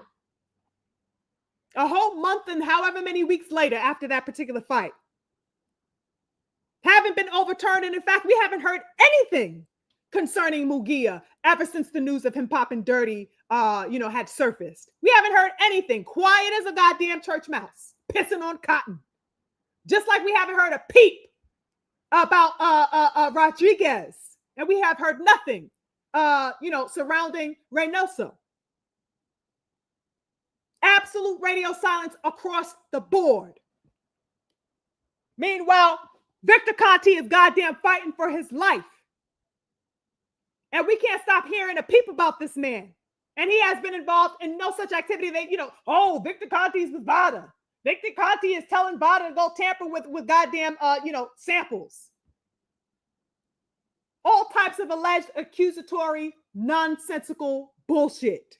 Meanwhile, the motherfucker that should be investigated high and goddamn dry is left unscathed. This is the shit I'm talking about. This is what we cannot be tight-lipped about any longer. We got to put some thunder on this shit. Because who is it affecting? But our people. When we got to face them. These motherfuckers are the ones too goddamn cowardly to show a sense of valor and warriorship in the ring naturally. They have to compete with greatness. And so because they are without it, they got to juice up to their goddamn necks. To suppose that they could be on an equal playing field with the greatness that they know is great. You got to juice up for that shit. That's why there is this level of leniency in boxing for these people. They are lenient with them. Because they know that they cannot compete where they can't compare. So they are extra lenient on that side. Meanwhile, somebody like Jarrell Miller, as I always love to point out because it's fresh in everybody's memory within the past 5-6 years or something like that. He got no sleep when he popped dirty against Joshua. Man couldn't sleep, man couldn't fight for 4 fucking years. Tell me why Ryan Garcia could be headlining a card a mere year after the scandal that took place with Devin Haney. Of course, he wound up getting what he got to him because, of course, the universe makes no goddamn mistakes. And so he fell flat on his face and on his ass. But that still didn't stop him from still being treated like a darling, having all of the media cuss at him, wanting to, create a parlance of, you took a year off, Ryan. Ryan, you just came back from a year off. Not the fact that he was suspended for a goddamn year for drug use, for the use of illegal banned performance-enhancing drugs. They didn't say that. Oh, Ryan, you're back off it. How do you feel after your year off, Ryan? Crazy work.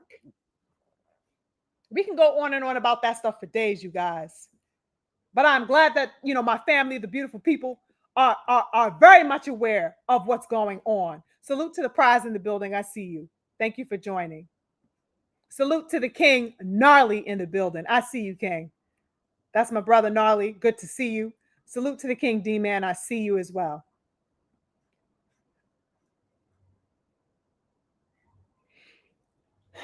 There is someone named Adam. I'm not sure if I've seen you before, but salute to you. He says, I did thank Claressa last night because when I saw that ass just before I went to the store, I remembered I don't know what you are talking about, but I'm gonna let you're gonna deal with that one on your own, bro. I don't know what the hell or where the hell you was going with that one, but that's on you. Um, interesting conversation. And as I said, the greatness of these two young men, or let's say the greatness, I could vouch for the greatness of Devin Haney because he has proven it on that level. The potentiality, on the other hand, because Brian has not exemplified or displayed to the capacity that Devin has as of yet. But the potentiality that he has, I make sure to exalt, and I have exalted it upon hearing that these two beautiful brothers were going to meet and clash swords in the ring.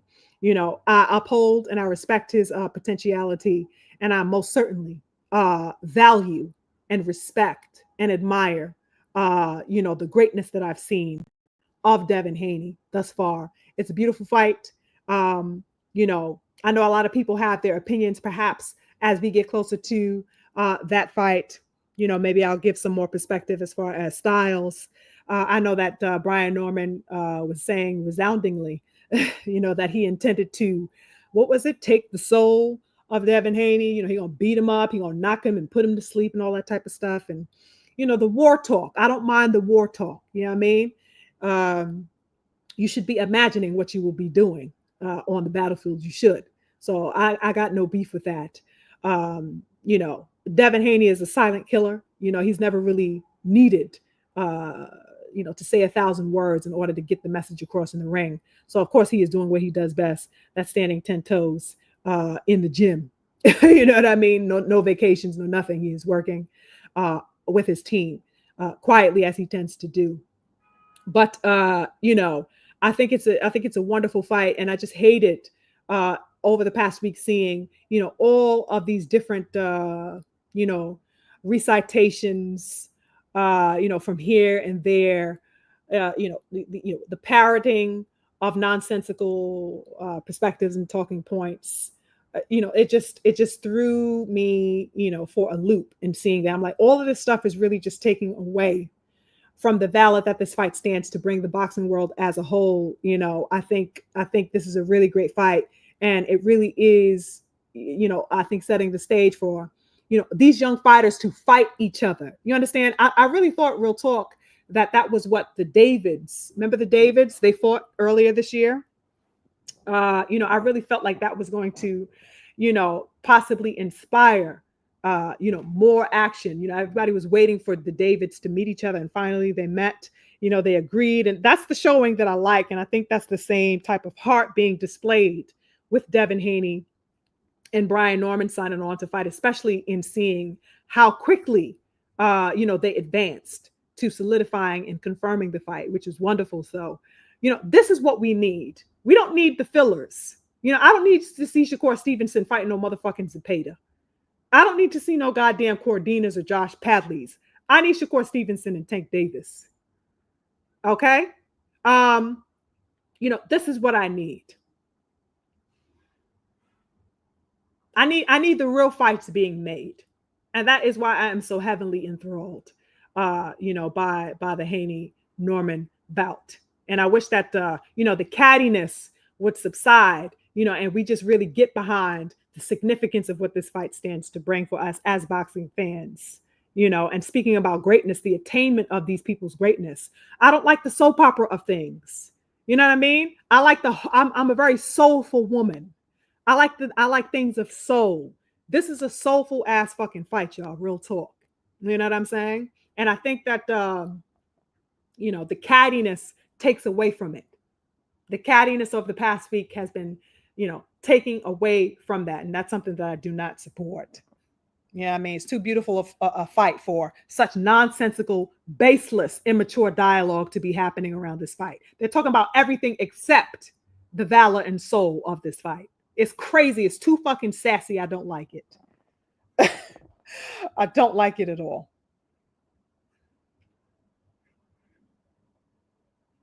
Oh, yeah. My twin says supposedly Devin is already on weight for the fight. In recent gym pictures, he looks strong and healthy. Yeah, he looks beautiful. He looks absolutely beautiful. Yes, King Stephen. Devin is training. Brian is on the boat in the Caribbean. Yeah, my money is on Devin. Oh my God. Oh my God, child. Well, he's gonna need all the rest he can get. That's for sure.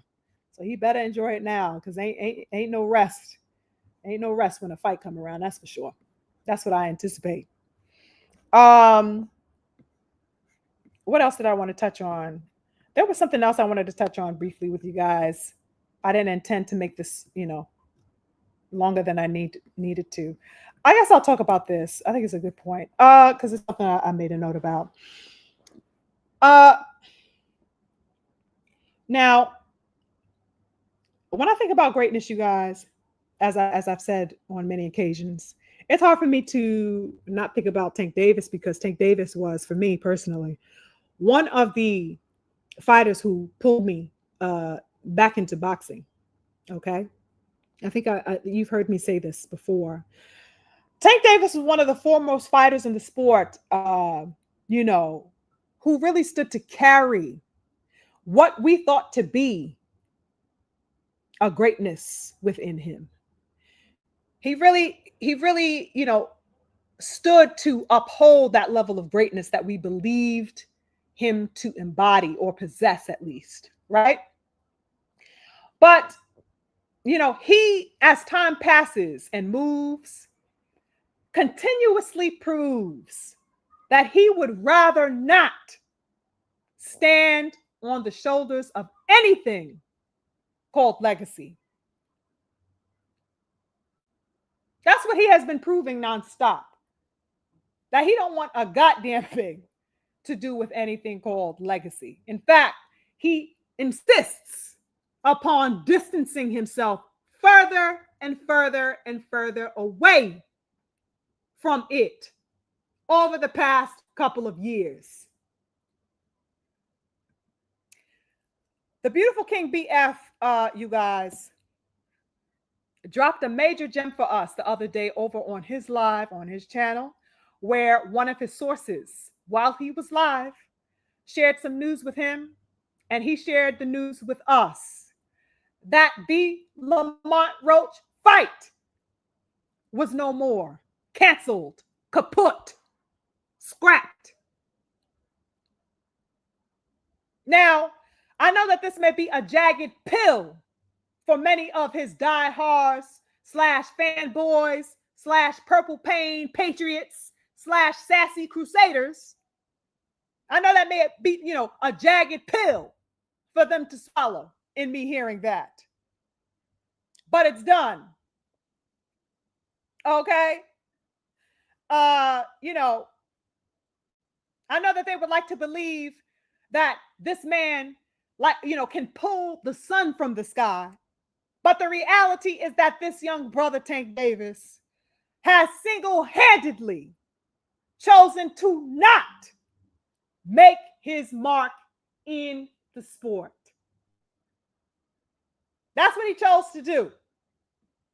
Whether y'all want to acknowledge that or not, that's what he has chosen to do. He has chosen instead a preoccupation with legal issues, domestic issues, emotional issues. That's what has his attention these days. And for quite some time, real talk, because this is not new. The recent news that we have come across concerning him. Now, this is not to say that anybody is beyond their challenges. Nobody is beyond their challenges. No matter who you are, we all go through them and we all have to deal with them. Okay? But there is also, in addition to something called challenges and something called life, there is also a thing called learning lessons. Learning lessons. That ought to come with something also called maturity.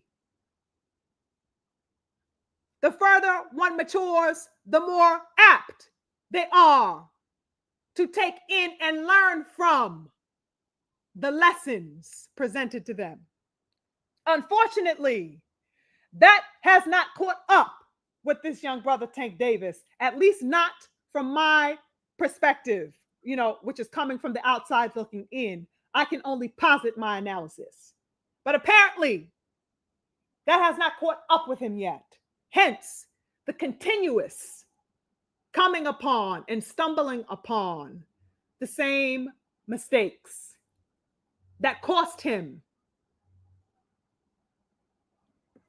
Now, honestly, I find myself, I never delve deeply or at all really into the personal matters or lives of these fighters. I do not touch that. So, my attention, of course, immediately goes to, and my interest goes to, what is next for Lamont Roach? Because he is not with the antics. He is not getting caught up in anybody's jail. He is sitting up in nobody's courtroom. He is talking to nobody's judge. He has been sitting and waiting patiently for this fight, hopeful for this fight to materialize. And unfortunately, his time was wasted. And so has the time of all of those who were going to be put on this card wasted, as well as our time as boxing supporters have been wasted as well, as a result of the folly. But I have become more interested in what is next for Lamont Roach, more so than the self-proclaimed face of boxing at this particular juncture. I'm not interested in Tank Davis right now. Okay. His career path has escaped my inquisition, if I could be honest. I will not be looking to the left or looking to the right of what that man has going on, so long as he has no intention on showing valor, which is something he obviously made evident he has no intention on doing. Now, what is next for Lamont Roach is my question. Certainly at 135, he has myriad options, that's for sure. Could it be that we will possibly, see a fight made with Shakur Stevenson? We heard Shakur, I believe, not too long ago, make it known that he would be interested in a fight with Lamont Roach. But of course, then again, we cannot always be certain about the words of Shakur Stevenson. We cannot always lean on that young man and his words, because he is liable to change stances in 5 fucking minutes from saying what he said. He is unreliable, in other words. We can't too much trust what that man says, because he is likely to change it the moment you blink your eye. I don't think that we could really put too much weight on Shakur Stevenson, even though he did posit at a particular time that he would be interested in, more than once actually, that he would be interested in a fight with Lamont Roach. I can't front. I think that'll be an interesting fight if it were actualized. Fight style. I think it'll be an interesting fight to see. There's also Mr. Gary Russell, who has recently called out to the mountaintop, actually, the name of Lamont Roach, as we touched on, I think, in last week's discussion. But funny enough, Lamont Roach did not clap back at all at Gary Russell, who was calling for his head. I wonder why.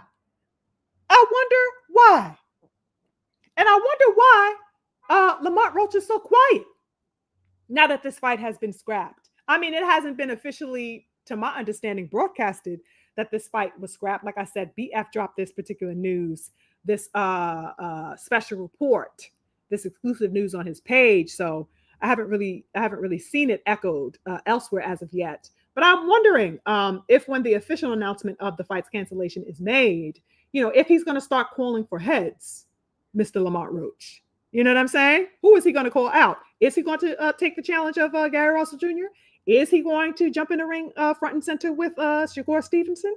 You know what I mean? We all heard Lamont Roach say that he wanted the Devin Haney Brian Norman winner for whatever crazy ass reason the man made that statement. But he obviously is showing a level of availability, and in fact, he was making himself a bit available way before, of course, the breaking news was shared with us by the beautiful King BFTB, so that there was already a level of availability in preparation. You know what I'm saying? He was already leaving himself open to taking on other opponents and other opportunities.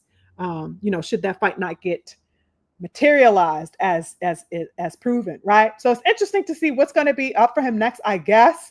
I don't know what the fuck is going on, y'all.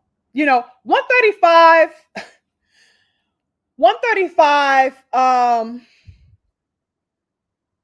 what can I say, you guys, that I haven't said 1,000 times? 135 is absolutely a division that repulses me at this particular point and has for some time, y'all. No cap. Y'all know my disgust with this division. Y'all already know where I'm coming from with 135. You've heard me lament endlessly about this division, okay? It's absolutely in disarray. 135 is in absolute confusion, absolute dishevelment. There is no order at 135. How is there still no king here? How is that? Devin Haney left that division in 23. There is still no order. Crazy work to me, y'all. How the hell did a 130-pounder come up there and play all of y'all motherfuckers like some suckers at 35? A 130-pounder came straight from one goddamn 30 and fought your king? Took on the challenge of fighting your king, your alleged king, and gave him the most competitive fight of his career? The first draw of his career? I will never, ever be able to unsee that. I will never be able to unsee that. 135, face of boxing. A 130-pounder. Put you on his level. Put you over his knee. And had the whole world questioning if you really about that. A lot of people had Lamont winning.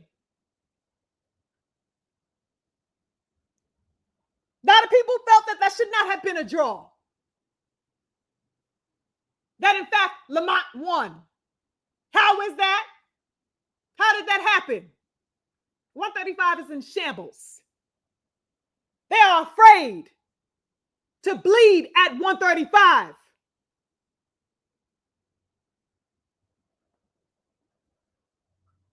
That man that came up there and put hands and feet on Tank Davis. To everybody's surprise and astonishment, he met Tank with every bit of equality that he could bring. Showed that there is no difference between them.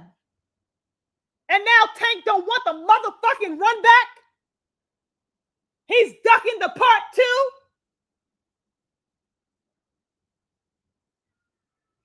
What is going on with 135, y'all? Who is the king of the division? I don't know. That's a problem. Corey Stevenson is out here calling out goddamn Conor Ben and don't want no smoke with Devin. He don't want no smoke with Tank. He don't want no smoke with Antoine Russell. Calling everybody's goddamn name. And they standing on shit. 135 is in shambles. There's no king there.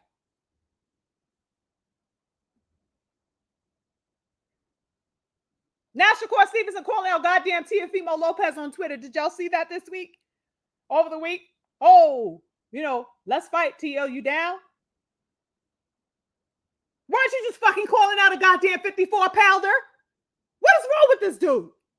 What division is he fighting in? Is it fucking 54? Is it fucking 47? Is it 35? Is it 30? Is it fucking 40? Because I know y'all also heard him say, oh, I'm barely 135. I could barely make 135. That's what he said. The confusion is outrageous in this division, y'all. There is no king. That's why there is no king.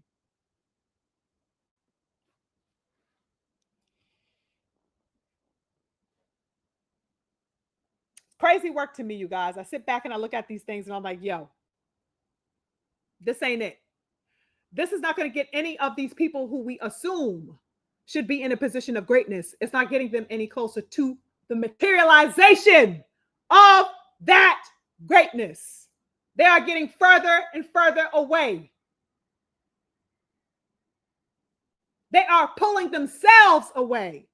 So that in the very instance, we see showcases of greatness via the queen, warrior goddess, Claressa Shields, the young king, Devin Haney, the young lion with all the potential at his feet in the young lion, Brian Norman, the young Abdullah Mason, all these people making their marks.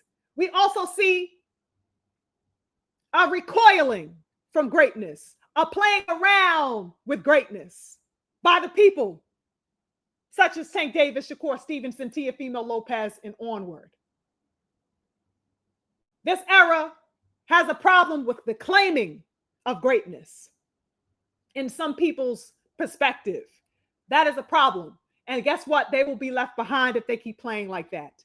Those of us and those real ones and those real warriors out there who are not afraid of challenge, who are not afraid of competitive expression, will always make the mark, because that's the way it always has been within this sport among our beautiful people who have carved this sport into what it is today. It is off of their bravery, the backs of their sweat, the backs of their tenacity and grit that has given us the image of the sport we uphold today. It has never been cowardice. That never carved the sport.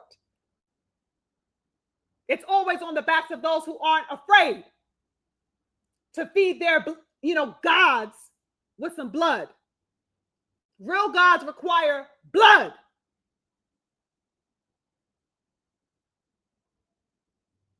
You got to sacrifice, in other words. That's what that means. When we speak about it in terms of African spirituality, we give our gods blood. We don't ask for shit. There's a beautiful saying, in South Africa that says, our relationship with God is active. We don't sit passively and pray for rain to fall down. We go up to the mountain and we bring the rain back down with us. That's the African worldview. That's Black warriorship. That's Black masculinity. That's Black femininity.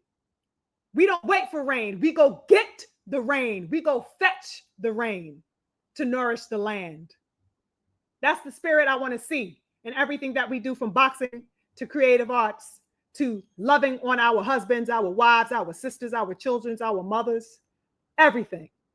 We got to fetch rain. We got to fetch greatness.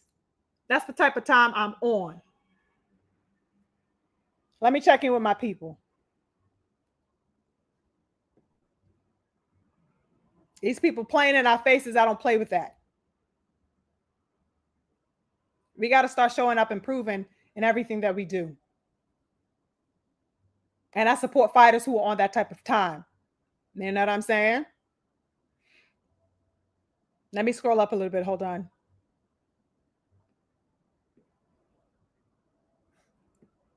Wrenches, make sure y'all cleaning up the spot. I don't want to see no nonsense up in here. You got a wrench, you know what to do. You don't have a wrench to be pretty on this side. Get to work. Hold on, let me scroll up a little bit. Yeah, that'll be a beautiful fight, twin. Yeah, I don't know why it didn't happen. You know what I'm saying? But have you heard that Oshaki was entertaining coming up to 135? Shock has made it known over the past couple of months. I'm not sure. Do you have Twitter, twin?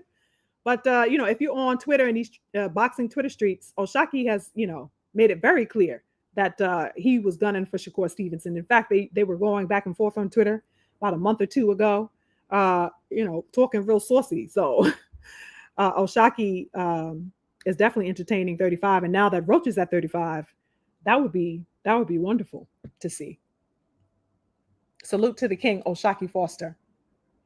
I rocks with Oshaki big time for sure. Yes, exactly. Exactly. Tank needs to retire. Soft tank era. I mean, what is this man doing? You know what I'm saying? A lot of people have been trying to posit, the Purple Pain Crusaders have been trying to posit, oh, well, the fight hasn't happened because, it's because of the court case, his legal troubles. This just happened. This motherfucker just got arrested, a week or two ago. This fight has been pending for the past 5 months. It has been rescheduled. I don't know how many goddamn times. Hanging in the balance since its conception last fall. Don't tell me about no goddamn recent arrest that happened 2 weeks ago as being the reason why, this fight is canceled. What the fuck has been the excuse for the past 6 months? The excuses are diabolical. Yeah, the sassy Crusaders are out of hand.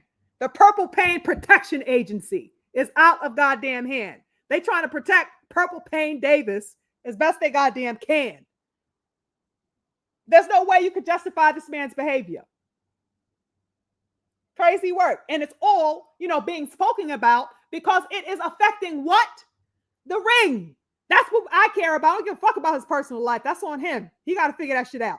You know what I'm saying? I can't speak to that man's personal problems. I don't know him. But I support his boxing career and have for countless years. So that if it's affecting the department that I'm invested in, which is his career, I'm going to have something to say about that. He got to get it together.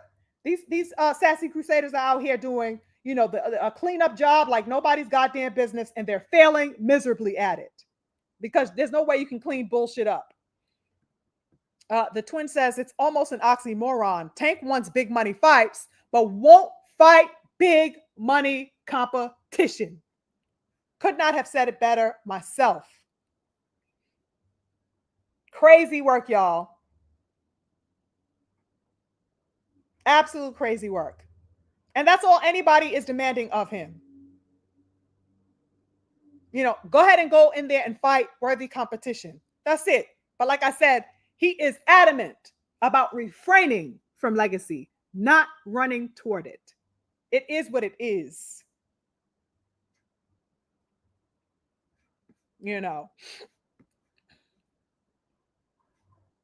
I'm just scrolling, you guys, to see what my family said. Anything else? I think I'm going to end there, you guys. I don't intend to go on and on and on.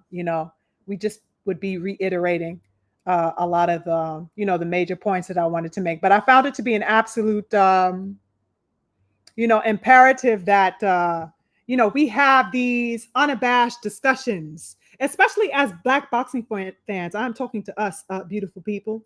Beautiful people. Put a 9 in the chat if you guys are still with me before I continue, because I want to talk seriously to the family. Put a 9 in the chat. Put a 9 in the chat. Let me know you guys are still involved. Let me know you guys are in the building and feeling where I am going. Put a 9 in the chat. You guys are still with me? Let me know. I like my people to engage. Us beautiful Black people have a tradition of call and response. We like active participation. You know what I mean? That's how we get through. That's how we get up. We involve each other. So put a 9 in the chat, beautiful people. so that I know we are working together on the same page. Thank you, beautiful people. I see you for the nines. Thank you for the nines. Okay. I want to say this, and I say it as often as I can, but I want to explicate it for us again. Um, we are boxing fans, beautiful people, but we are Black people, and that is a beautiful power and a beautiful dignity that we bring to this sport. It is not something to lull over. It isn't something to, just think is, coming by way of happenstance. Your beautiful culture in support of a sport that was made beautiful by your people, by a whole bunch of people, but really in the way that we know it has been carved out by people who look like your father and my father, your uncle and my uncle. There is a power in that. And one of the things that I cannot stand, family, is the act of trying to diminish or dissuade us from claiming that power that we bring to the sport.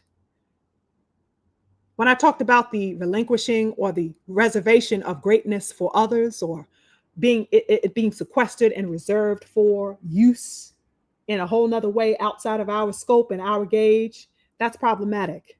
We have very much everything to claim within this sport as boxing fans because our money is invested just as much as anybody else's. I do not like the general narrative convincing us into powerlessness, into an act of passivity. We were not passive when we carved the popularity of the sport, the relevance of the sport, the significance of the sport. So why the hell should we take a passive position in upholding and carrying the sport forward?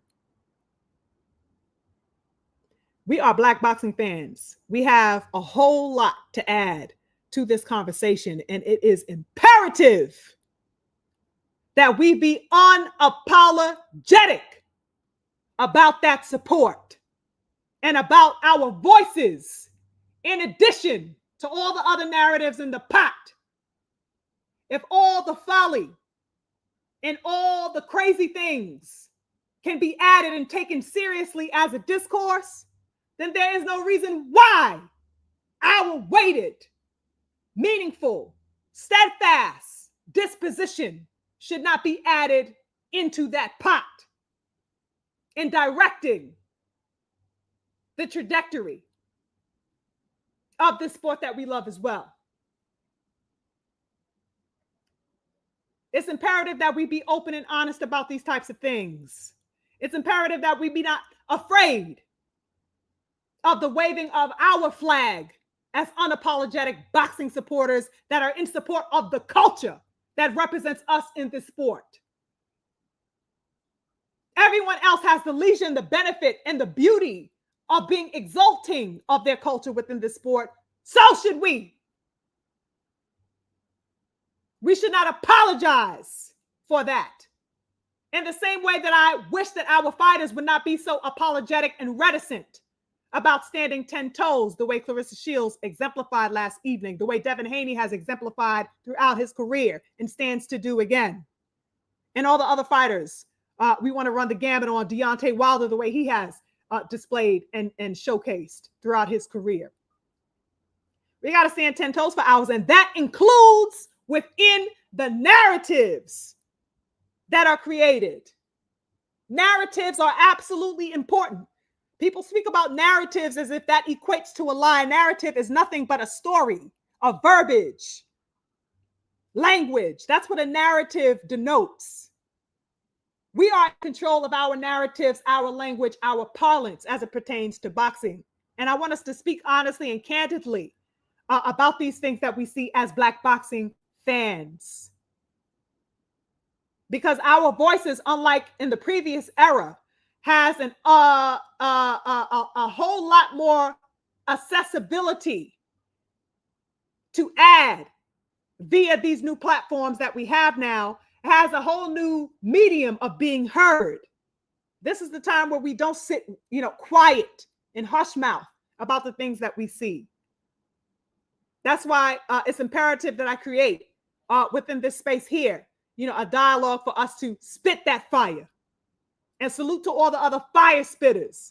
My beautiful King Champside, my beautiful King BFTB, the LDBC, and all the other brothers and sisters known and unbeknownst to me, who are unapologetic in what they do about speaking the truth and not regurgitating and parroting, racist, disparaging talking points that take away from the beauty and warriorship of the sport. Even if you don't have a platform, beautiful people, you do not need to have a platform, with thousands or millions of followers in order to be engaged in the uprightness of the sport that we say that we love. Your participation is valid. Your participation is valued.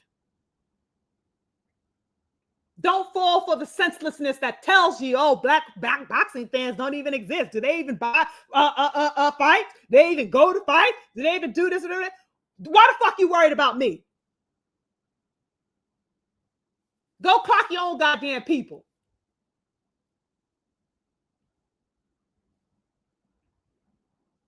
Shit makes me sick. I hate hearing that senselessness about us, me and you, the black boxing fans. That shit is annoying, it's diabolical, and it's absolutely nonsensical. Put your weight on your fighters. Put your weight on your expectations. Put your weight on yourselves. And show up unapologetically in support of that which represents your culture. Never apologize for that. Never put that down. I had to get that off my chest real quick, y'all. Let me check in one last time. I think that's it for me, unless you guys had anything to add. I think that's me. I think that's it for me. If I keep cooking, shit, we're gonna bring the spirits down, and I don't know if y'all ready for that. Facts to the thank you, K Megs, I see you. The King's Freedom's March, my brother Stephen X, I see you. The King Vonnie, always 10 toes in the building. My beautiful twin, the King Darrell Anderson, the beautiful King BFTB, who joined us earlier. Not sure if he's still here. Nata 86 in the building. If I didn't salute you earlier, thank you so much for joining. My beautiful sister Stephanie, beautiful sister Chiquila Fields, the King Freedom's March, all the brothers and sisters who joined in today. I really appreciate you guys. Okay. Thank you so much for joining. I think that's going to end here. Thank you, everybody, for the super chats. Let me check in one more time to make sure I didn't miss anything. Oh, I think I did. Yes, the King D-Man. He says, woo, you melting these cats, goddess. Just showing love to you. I appreciate you, King D-Man. Always 10 toes with the love. Salute to you, King. Thank you for joining. And thank you so much for the support. And we also have the King Nocta 86 in the building. It's a salute. SugarFreeMars, and salute to the mighty LDBC. Salute to the LDBC. That's my family. Salute to the King Drew Titan, who joined us earlier. All the brothers and sisters, as I said, who joined in today, the Coach Hudson, all the people who joined in. I really appreciate you guys. I wish you a beautiful week ahead. I wish you strength, clarity, prosperity in your week ahead. And I cannot wait for our next conversation. Please keep in touch with me in the community page. Definitely make sure you guys hit the like button if you have not. Definitely share the content if you guys enjoyed today's discussion. Keep in touch with me also throughout the week. If I drop content like last week, I was able to drop some content, which actually did really well.